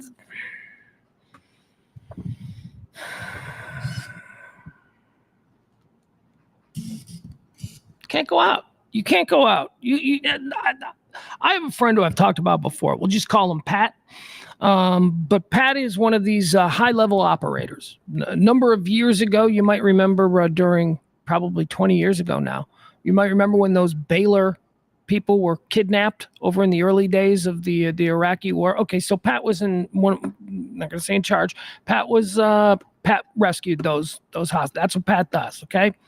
He used to tell me these stories about how you don't go out anywhere. I mean, I understand what these guys are doing. They're Marines. I don't know what their jobs are, but they feel like they're comfortable enough just going into port, having some fun, meeting some girls, getting drunk, having a little fun. They deserve it.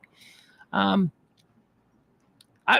remember my friend Pat saying, you can't do that. You can't go out. He was like, I don't go out. Like, here's how I know this, because he was married to a friend of mine. And I remember, like, the friend was always concerned about him being, somewhere around the world. He's a military guy, he's doing his thing. And, is he, partying and all this? Is he meeting other guys? The concerns of a wife and all that stuff. And I remember talking to a man-to-man about it. And he's like, dude, you don't understand. I can't go out. He goes, I can't go. First of all, anybody's going to see me. They're going to look at me with my jarhead haircut. I can't go. We can't go out. It's too dangerous for us. And I always sort of understood that to be just a specific to his job. Like, he was a spook. He's basically, I think he still is. I don't know what he does, but he's like your friend. That's like, you're a spook, aren't you? You're just, why are you? Who are these dudes? Who are your friends? Why are your friends so spooky looking? Anyway. So those guys went out. Those guys just, they had shore leave or whatever it is. And man, how fucking scary would that be? You're like you're not in Kansas anymore, man. And you got these like crazy dudes who are dressed like Uber drivers. Well, what is that? Those guys went out. See what that one dude was wearing, the ringleader? He was wearing like a button up with dress slacks. Don't you guys have t-shirts and shorts over there in fucking Turkey? What'd you just get off? You just drop somebody off? A fare? What do you... They all dress like that. A lot of button-up shirts for all occasions. Button-up shirts and slacks with dress shoes. That seems to be, you want to go to a ball game? Let me get my button-up shirt, slacks, and dress shoes. They dress like an 18-year-old American kid going to court. That's how they dress. I don't know.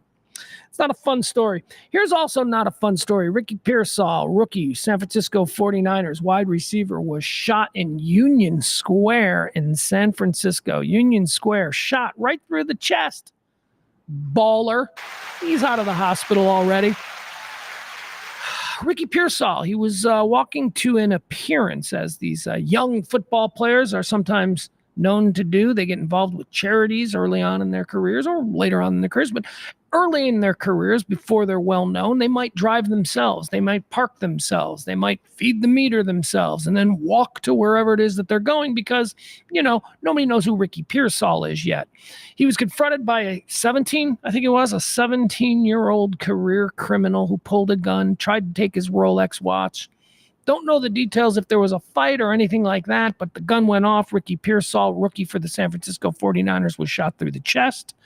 The video is incredible. I mean, the only video that we have there is of Ricky Pearsall going into the ambulance after being shot through the chest. And he's walking. He walked himself into the ambulance. So it wasn't serious. And thank God it wasn't serious. But here's the thing. I love San Francisco. I think San Francisco is like one of the most beautiful cities I've ever been in. Can we be honest? It is the most beautiful city that I've ever been in. San Francisco is freaking gorgeous. You don't want to jog in San Francisco. The last time I was in San Francisco was when I was doing my jogging thing. And I remember thinking, okay, I'm going to get up early and I'm going to jog a mile. You know what jogging a mile in downtown San Francisco actually is? I don't either because I quit. But it's really hard because it's nothing but hills. You're just jogging up hills. It sucks. It's the worst. Anyway.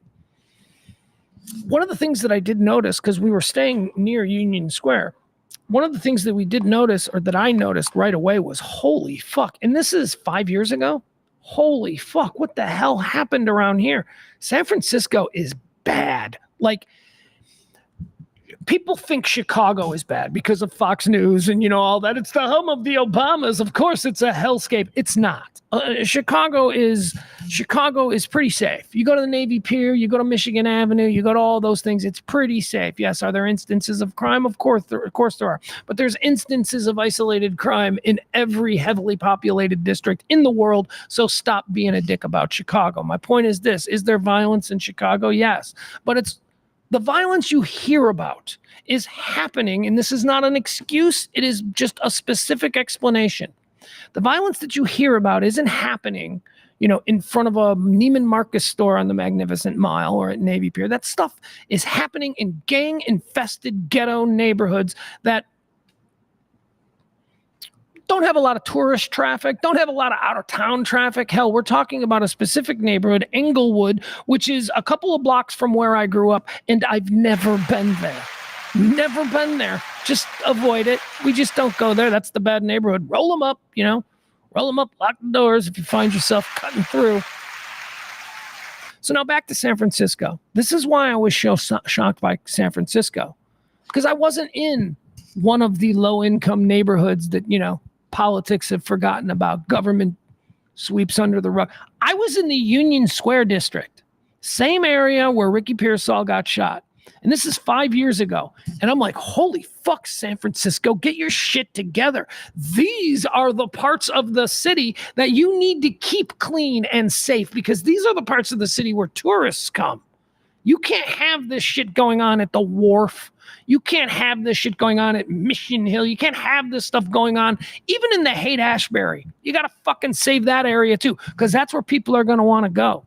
This happened in Union Square. Terrible, terrible. It was such a trashed out homeless village. And I understand that, San Francisco, they're going to have their problems with this. Any place in California is going to have an accelerated issue with homelessness.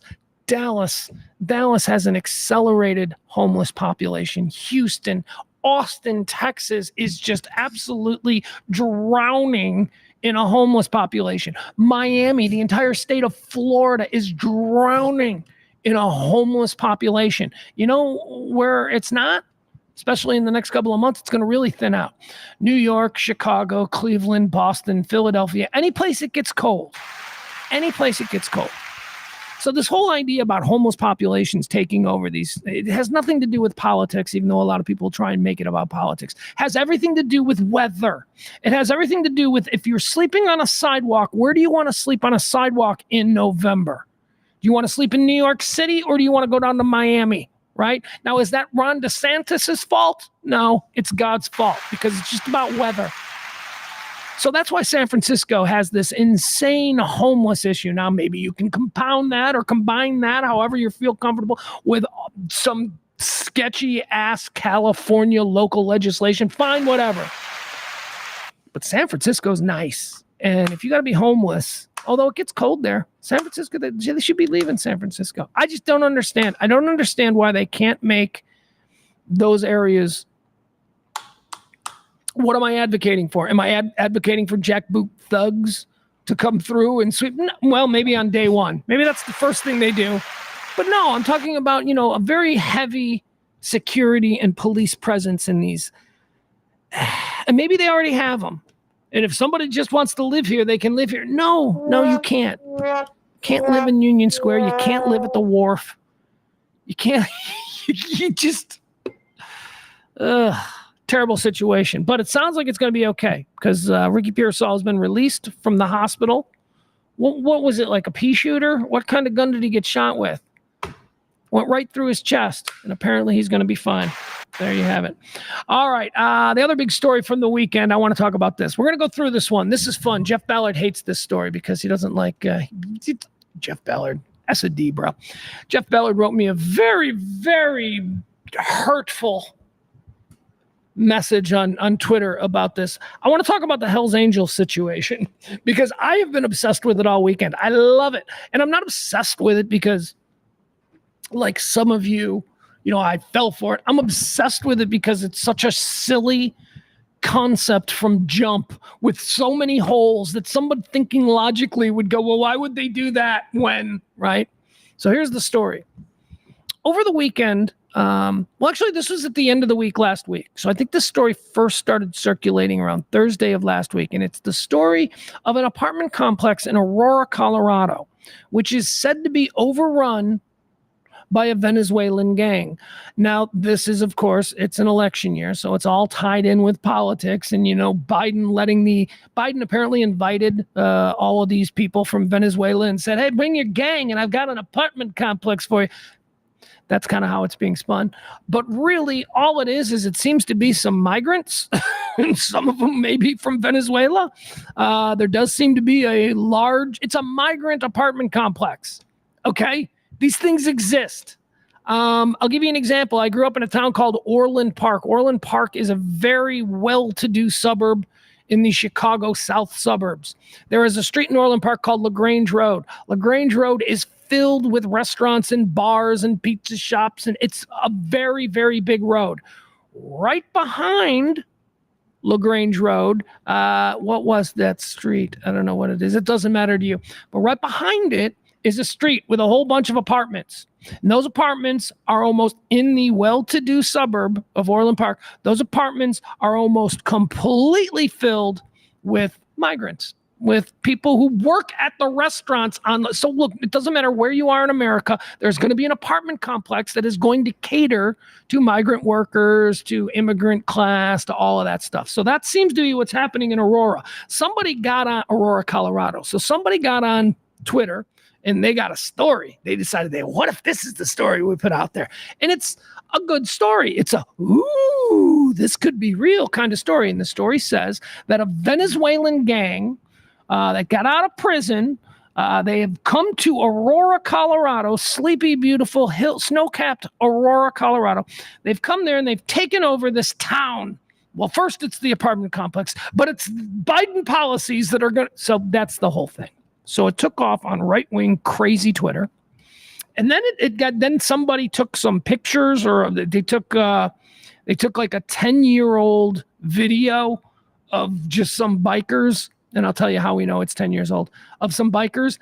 And they posted Hells Angels from Northern California heading to Aurora, Colorado to take on the Venezuelan gang.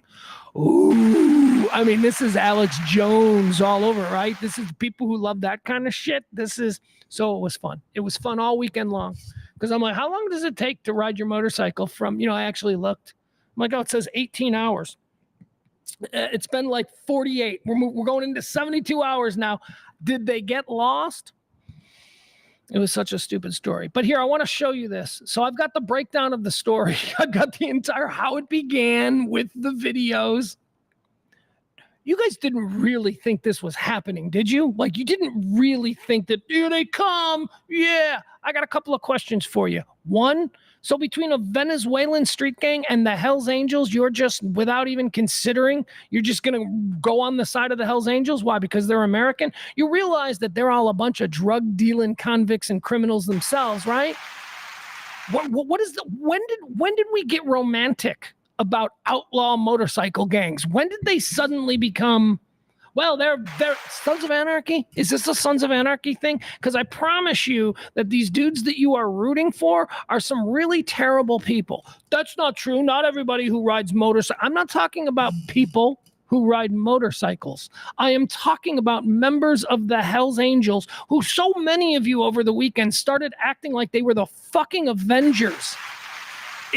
that is your twisted view of America, then fuck you. Hell's Angels are criminals, okay? Anyway, what was the other thing? Oh, yeah, here's the other thing, which I thought was funny. There was a member of some gang that was on like did some clip. I saw it on YouTube or something. I don't know where I saw it. He was some motorcycle gang. He was talking about why this story is nonsense. And he's like, well, first of all, Hell's Angels in Northern California can't just go, hey, we're going to go into the Colorado territory and wreck ass. They can't do that. Because, see, there are already Hells Angels in Colorado. And if this was something that the Hells Angels were sanctioning, it would have been the Colorado ones who were there, boots on the ground, doing it first. But okay, whatever. And then people were like, actually, you know what? I don't want to go into that. I just want to tell you, we'll break it down for you. Okay, so I want to tell you the etymology of this story, and we'll watch some of the videos and we'll see some of the tweets. It's absolutely brilliant. Jeff Ballard was like, why are you promoting it? I'm promoting it because it's fucking brilliant. And I am a student of things that seem to penetrate virally. I love this story. It's a lie. It can be many things at once. It's a total lie. It's a scam, but it's also a great fucking post. It's a great post. People went nuts for it. And the people who posted it, they knew it. They were like, all right, how do we get like a whole bunch of, and they, just like the dude I told you at the start of the show who was standing under the viaduct with the sign, the one side of the sign, he's a homeless guy. He's looking for money. He's got one side of the sign. It says, don't homeschool your kids. And then he flips the sign over and it says, because public schools will turn them trans, right? That guy that's a bit. That guy is playing to a person that is going to resonate with. It didn't resonate with me. I shook and I was like, nope, sorry, pal. But there is somebody out there who's like, goddamn right, that's right here. Come here. Let me, like, he's playing that. He's thinking there's a lot of people who believe this. It's the same thing with the people who put together this initial tweet, right? Maybe it was wish trafficking. Like, I just wish this was true. And I'm going to put it up there. I don't know. Or maybe it was a bit more diabolical than that. Like, I'm looking at it diabolically. Just purely, I'm looking for a post that's going to take off and go viral. This was smart. Because it's one of those things that a lot of people who don't really think shit through want to be true. It's one of those things that, I just want this to be true. I want it so desperately for there to be a gang of Hells Angels from Northern California riding to the rescue there. And I want that to be true. And that's why it got forwarded. That's why it got shared. That's why it took off as a story. And somebody understood that and somebody put that out first. And that person has my respect. Unless it turns out that they're just a fucking crazy person and they got lucky. I like to think that this is somebody who actually had a strategy. They're like, how do I? Here's the story, okay? It says, no, the Hells Angels didn't caravan to Aurora to fight migrant gangs. Conservatives are hysterically spreading the claim that armed Venezuelan gangs are taking over an apartment complex in Aurora, Colorado. Not only that, the Hells Angels Motorcycle Club is now headed to the state to fight back. Again, forgetting completely that there is already multiple Hells Angels chapters in Colorado, but they need the guys from Northern California. E, you got a thought on this? E just poked his head around here. My Hells Angels rant? Have you been watching this story? I listened to this yesterday. Oh, by who? Hold on. E is telling me that he had lunch yesterday with somebody who explained to them how the Hells Angels of Northern California at brunch. So somebody believed this was true. Yeah, go ahead. Okay. All right. Here's what it says. Last week, a doorbell video showing a group of armed men was cited as proof that a South American migrant gang have taken over multiple housing properties in the city of Aurora, Colorado. Here, now, this was put out by Executive Media, folks. I'm going to show you this video. This is the video that started the whole thing. Come on around here, E. You can come behind me. Let me, hold on. So this is, and by the way, no reputable, although what is reputable these days, right? No reputable news outlet has done any coverage of this other than, all right, so here it is. This is the video. This was shared on Fox News. This is a video purportedly showing a Venezuelan street gang just kicking indoors and doing whatever they want. That is the context that you are given before you see this. So you're already thinking, okay, this is what's happening. That's not what's happening here at all, but let's just watch. Here we go. All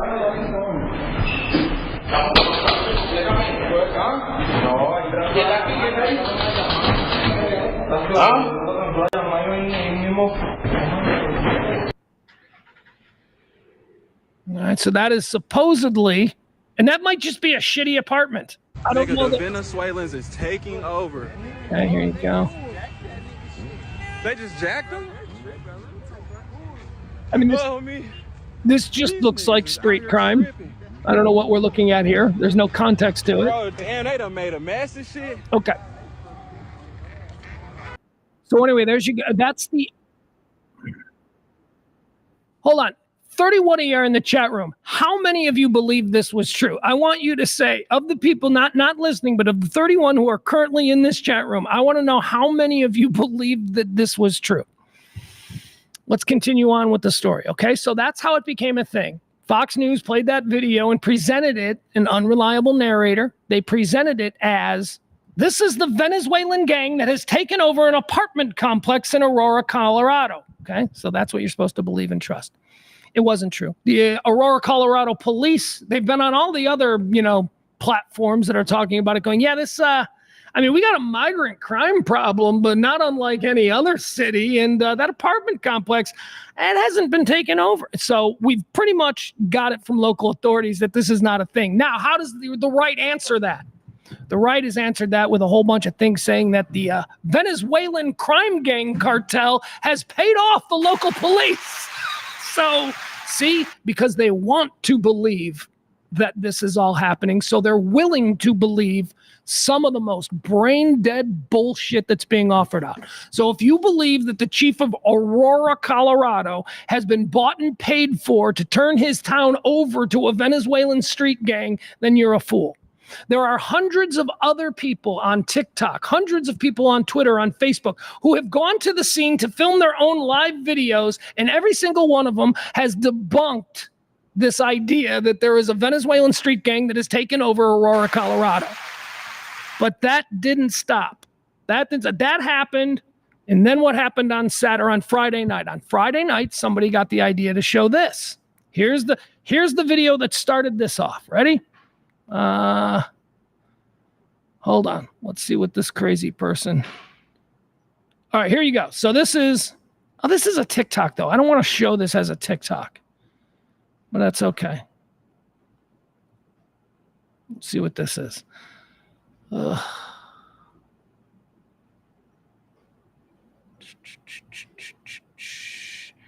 All right, so this says, remember, it's time-stamped here. It says 9/1/2024. Okay, we can't get it to play anyway, so screw this. 9/1/2024, Hells Angels and Mongols. Oh, they're working together. Look, I think we're burying the lead here. That's a huge story that the Mongols and the Hells Angels are working together against the Venezuelans. Now, I've watched a lot of Sons of Anarchy. In fact, I've seen the entire season the entire show 2 times through. This doesn't seem like the kind of nonsense that they would be willing to risk their own things, right? For. It seems like a stupid thing. Like a bunch of guys who have warrants from... They're driving cross country so that they can get arrested again as soon as they show up and ride. It just doesn't make any sense. All right. So anyway, I guess we need to stop sharing that. All right. So, oh man, did I lose it? Let's go back to this story, okay? Countless other videos used to show the motorcycle club are unrelated. Oh, wait. The video that we were just shown on TikTok, which I couldn't play for some reason, the video shown, despite the caption, is not from September 1st of 2024. The clip is more than a decade old, filmed in 2013, according to a community note on X. Countless other videos used to show the motorcycle club are unrelated as well, including one of a motorcycle rally in Brazil. So it wasn't even in America. There you go. All right. On Monday, Aurora police responded to the viral rumor by stating that they do not believe the posts regarding the motorcycle club are in any way credible. given that the club was allegedly supposed to arrive this weekend and they never did. It's fair to say that there was never any truth to the claim. But what about the apartment takeover? While police do say that the apartment complexes shown have dealt with issues from the Venezuelan gang known as Tren de Aragua, the group has not taken control by any means. Interim Aurora Police Chief Heather Morris told Denver 7 that an investigation into the claim found it to be without merit. So there are gangs there. There are but there's Venezuelan gangs all over. I mean, there's in Chicago where I grew up, there's like El Salvadorian gangs, and then you get to the areas of town where it's all Russian people, and you've got like these Chechnyan gangs and all that. So I mean, it's not like, well, there's a gang of Venezuelans in an apartment complex in Aurora. That's not rare. And maybe me thinking that it's not an emergency is also a problem. Maybe it should be seen as an emergency, but I don't know. I grew up in a gang-infested city. There's a lot of gangs. A lot of immigrants. They come and they form gangs as a way of, I don't know, survival, I suppose. It says, we've been talking to residents here and learning from them to find out what exactly is going on. And there's definitely a different picture being told to us. So that's the cops. The cops are saying, yeah, the people who live in these apartments, they're not saying that it's been taken over by a Venezuelan gang, but they are pissed off about how their cars keep getting broken into and shit like that. While many on TikTok spread this unfounded claim, others hit the ground to properly investigate. Numerous users in the Aurora, Colorado area drove to the area in question and likewise confirmed that there was in fact no takeover having taken place. What is this? Okay, these are all just like videos. They're trying to be funny. Okay, so I wanted to give you the background on that. So that's the background. That was a big, fun, silly, stupid, the Hells Angels are coming to defend us story. The Hells Angels are pieces of shit. The Hells Angels are a bunch of fucking drug-dealing, meth-addicted sex criminals. You think I'm fucking kidding? Just fuck. No, I know they've been romanticized, and some of you pea-brained dudes out there who think that they're just like cowboys. I got news for you. Most cowboys were not good either. But let's talk about the fucking Hells Angels. They're an outlaw motorcycle group. They're just guys who like motorcycles. No, they're not. They're a criminal gang. They're a terrorist organization. They're banned from operating in places. I mean, I don't know what you think the Hells Angels are riding to the rescue, but once you get the Hells Angels in town, you really think that's a better person to be running your town than it's all screwed up. So that's dumb. Hells Angels. And they're riding with Mongols. Yeah, okay. Why? Because one of them decided they wanted to get on Jesse Waters and they thought this would be a good way. What if me and 15 of my overweight diabetic friends get on our motorcycles? Hank can't go because he's got out-of-state warrants in Colorado, so he's going to sit this one out. It's fucked up. It's stupid. But it's something that we wanted to believe. It's something that people want to believe. And that is the world that we live in now. We have no faith in institutions.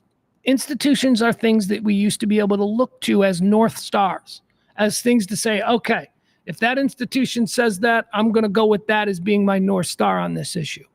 Or True North, whatever you want to call it. We don't have that anymore. Nobody trusts anything. People trust a phony news account that they see on their Facebook page that plays to their personal wants and desires, and that becomes reality and that becomes news. And so now we see all weekend long people tracking the Hells Angels. It was the most fun story of the weekend. I absolutely loved it. It was silly from the beginning, and so many of you weirdos were seeing this as like a fucking Avenger moment. Shame on you.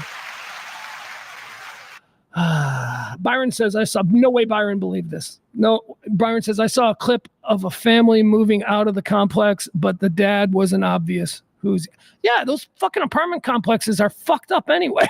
I mean, what do you think? They're just peaceful without the presence of a Venezuelan gang? There are probably a bunch of migrants, illegals from Venezuela who are probably in gangs, and they probably are hanging out. But I don't know that is necessarily what was presented to us.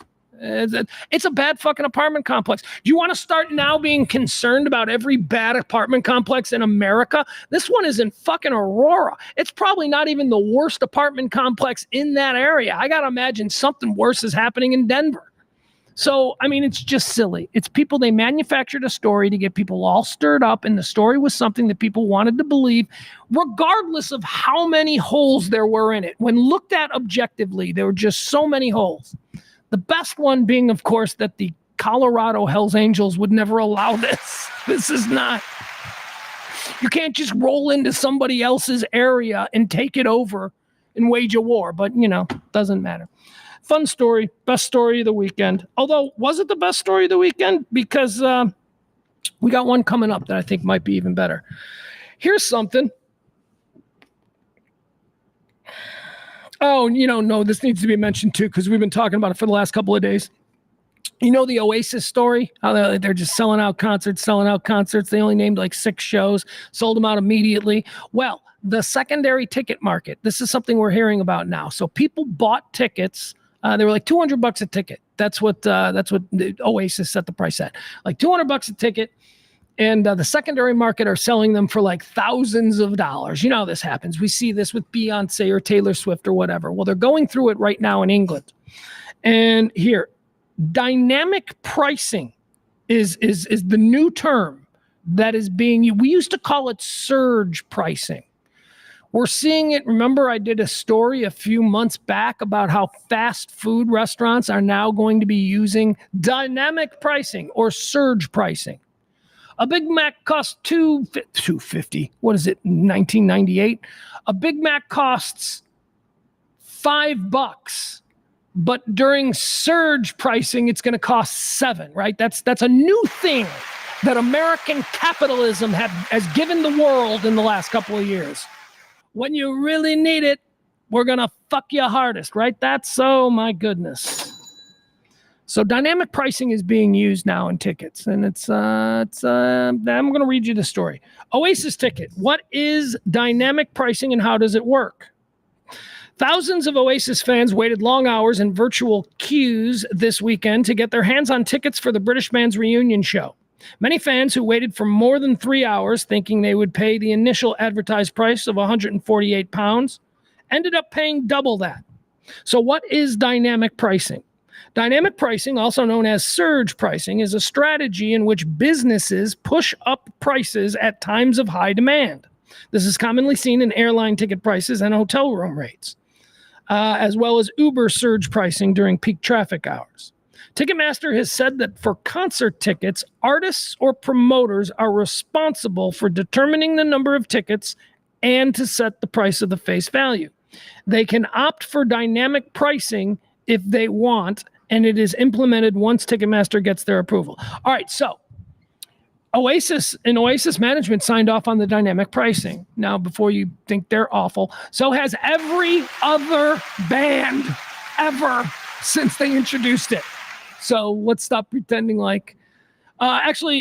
Taylor Swift had a problem with it. Bruce Springsteen has had a problem with it. But so far, those are the only two that have said that they don't want to go with the dynamic pricing.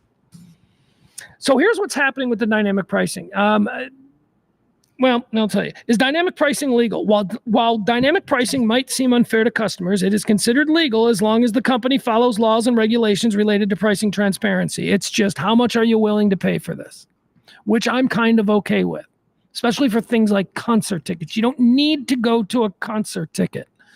If a band or an artist has figured out a way to sell their art, which is what you're doing, you're buying their art when you pay for a concert ticket to go watch them perform it live. They figured out a way to make more money for their art. Hell, I'm all for it. I don't like dynamic pricing in other things. I don't like dynamic pricing in fast food. I don't like dynamic pricing with electric bills. I don't like dynamic pricing with, well, I guess we have put up with it with plane travel. That's some bullshit. It should cost what it costs. You save for months to try and get a plane ticket, and then you buy it during dynamic pricing. Here's the other thing that Oasis is doing about their tickets. The secondary market has taken off on these Oasis tickets where they're being sold for like thousands and thousands of dollars. And I don't think this is true. And I love these guys, and they're hysterically funny, these two brothers. I don't think this is true. They are telling everyone that they've figured out a way. First of all, they didn't figure out nothing, these two knuckleheads. There is a way for them to know if you've bought these tickets on the secondary market, and your ticket will not be accepted at the gate for any of these shows. Now, I don't know if that's true. I don't know how that works. I don't think it can be true, but whatever. But that's what they're saying. They don't want people buying off this. What do you care? At this point, what do you care? You did the dynamic pricing. So with the legal tickets on Ticketmaster, or the first purchase tickets, the first time you're given an opportunity to purchase them comes from Ticketmaster. And then you buy the tickets on surge pricing. And then you're like, oh, turns out I can't go to this show. So then you go to one of these second ticket vendors, I'm trying to think of what is a good one. SeatGeek, that kind of thing. You put it on there and you sell it for more. They're having a problem with it. I don't go to concerts. I'm too old for concerts anymore, at least big ones. I just assume they're all super expensive. I just assume that if I want to go to like a really big concert and I want to take somebody, that's in 2024, that's going to cost $1,000. Well, all in and out, everything's going to cost $1,000 because you're going to need to get t-shirts. T-shirts are what, like $750 each, right? How much for that t-shirt? $750. All right. What else do we have here? Guys, my throat is gone. So sorry. I need to get some tea or something. What else do we have here? Boy.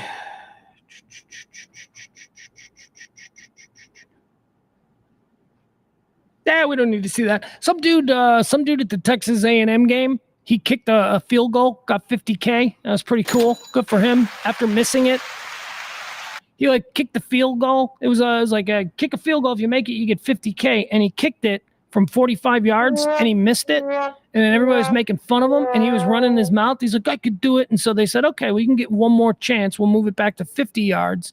And then he booted it through, and he made it. Except he got 2 shots at it.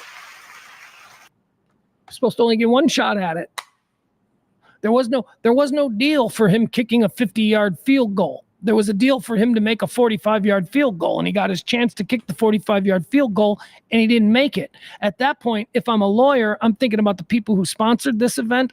It was College Game Day, so it was on TV on ESPN. But I'm thinking about the person who sponsored this event. They can be like, we didn't say 50 yards. We said 45. That's what we were going to pay. Anyway, that was kind of cool. Thought that was kind of cool. All right, guys, that's going to do it. That's about it. We're going to wrap the show up for today. I appreciate you hanging out with me. We're going to be back tomorrow. I'm going to have a lot of tea. I'm going to have some tea and some hot water and stuff like that. My throat will be fine by tomorrow. Again, I am not sick. This is just a weird throat little thing that I got going on here. So I appreciate you bearing with me. I'm sorry if I was a little bit scattered. But before I leave, I do want to show you something that I discovered yesterday. I try to hip you to the things that I'm watching. I love to watch things at night. I love to watch a little something between 9 and 11 o'clock before I go to bed. And I've been desperate. I've been desperate the last few months because there is nothing good new. I'm like, when are we going to get some new good stuff to watch? So I've been just watching old episodes of series that I've already seen. Guys, that came to an end last night. Or was it Saturday night? I think it was late Saturday night. I discovered a new series that is excellent. I'd never heard of this before. This thing snuck up on me and was like, here we are. And I'm like, okay, I'll check it out. It's called Chaos on Netflix. Have you guys seen this? Apparently it just debuted this weekend. It's Jeff Goldblum. I didn't think I needed Jeff Goldblum as the lead in a new TV series, but here we are, and he's awesome. Let me tell you a little something more about this. Jeff Goldblum plays Zeus. That's right, Zeus. Zeus, the king of the gods. Jeff Goldblum plays Zeus. Here's the story of Chaos.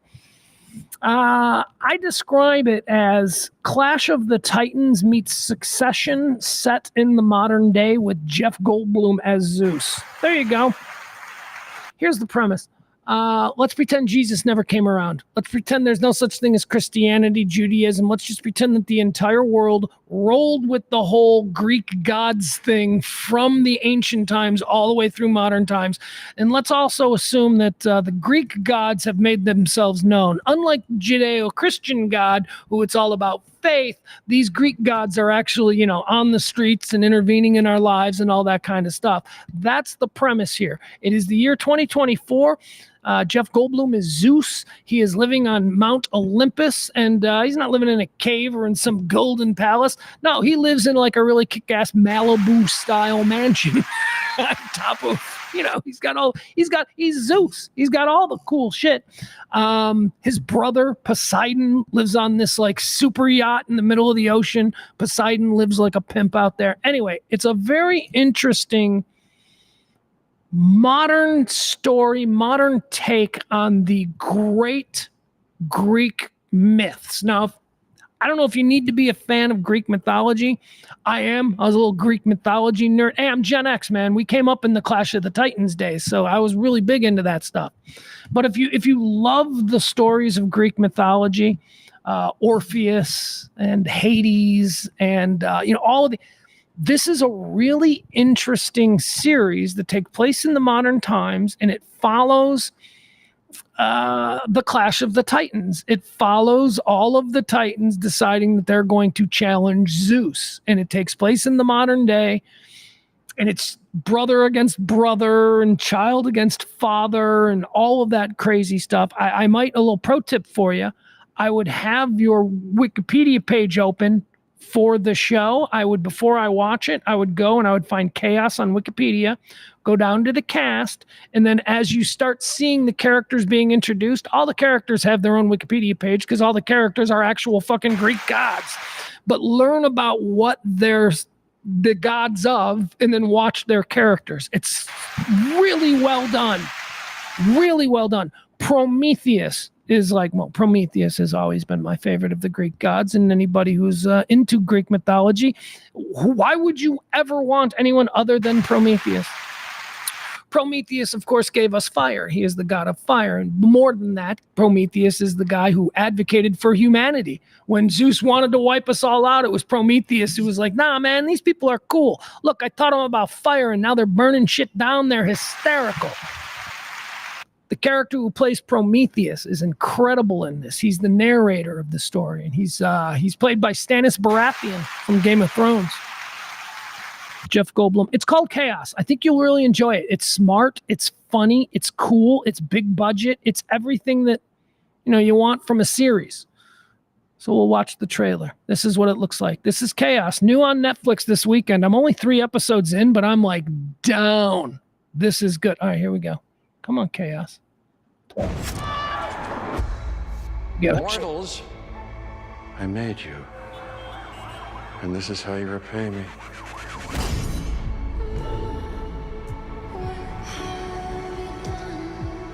Really, we're meant to be together. Today you will. Well, what? Leave him. We need to make destruction really sing.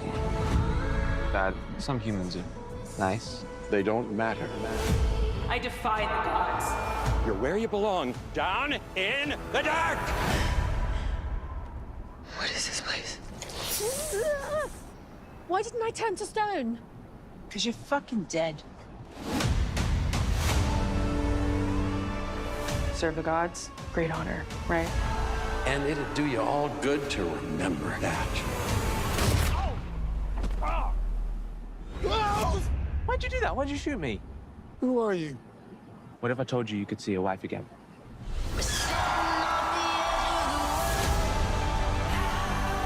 They don't give a shit about any of us. Tell the truth, Orpheus. Everything they know, everything they love, Lies. I am one person. What can I do? All the best things are human. A line appears, the order wanes, the family falls, and chaos reigns. They put poop all over our statue. Why would you think that that's funny? All right. Oh, whoa, whoa, whoa, whoa, whoa, whoa, whoa, whoa, whoa. Oh, hold on. There we go. Why was that mic up so loud? What happened there? Anyway, it's really good. I enjoyed the first 2 episodes, I think, last night. Or I watched one on Saturday. Sorry about that. Don't know what that's about. Chaos on Netflix. It's good. I think you'll like it. Oh, guys, I'm sorry.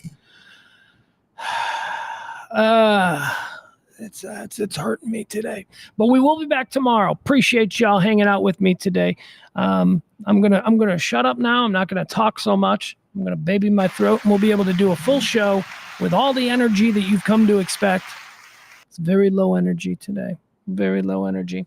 Tip the show if you can. Thank you so much to those who have. I don't know that anybody did today, but we are in Pledge Week, trying to raise the money for next month. The number is $200, which is nothing compared to what we've done. So I'm very optimistic. So thank you, folks. We'll see you tomorrow. I am Pugs Moran. This has been the Rant, I guess. I don't know.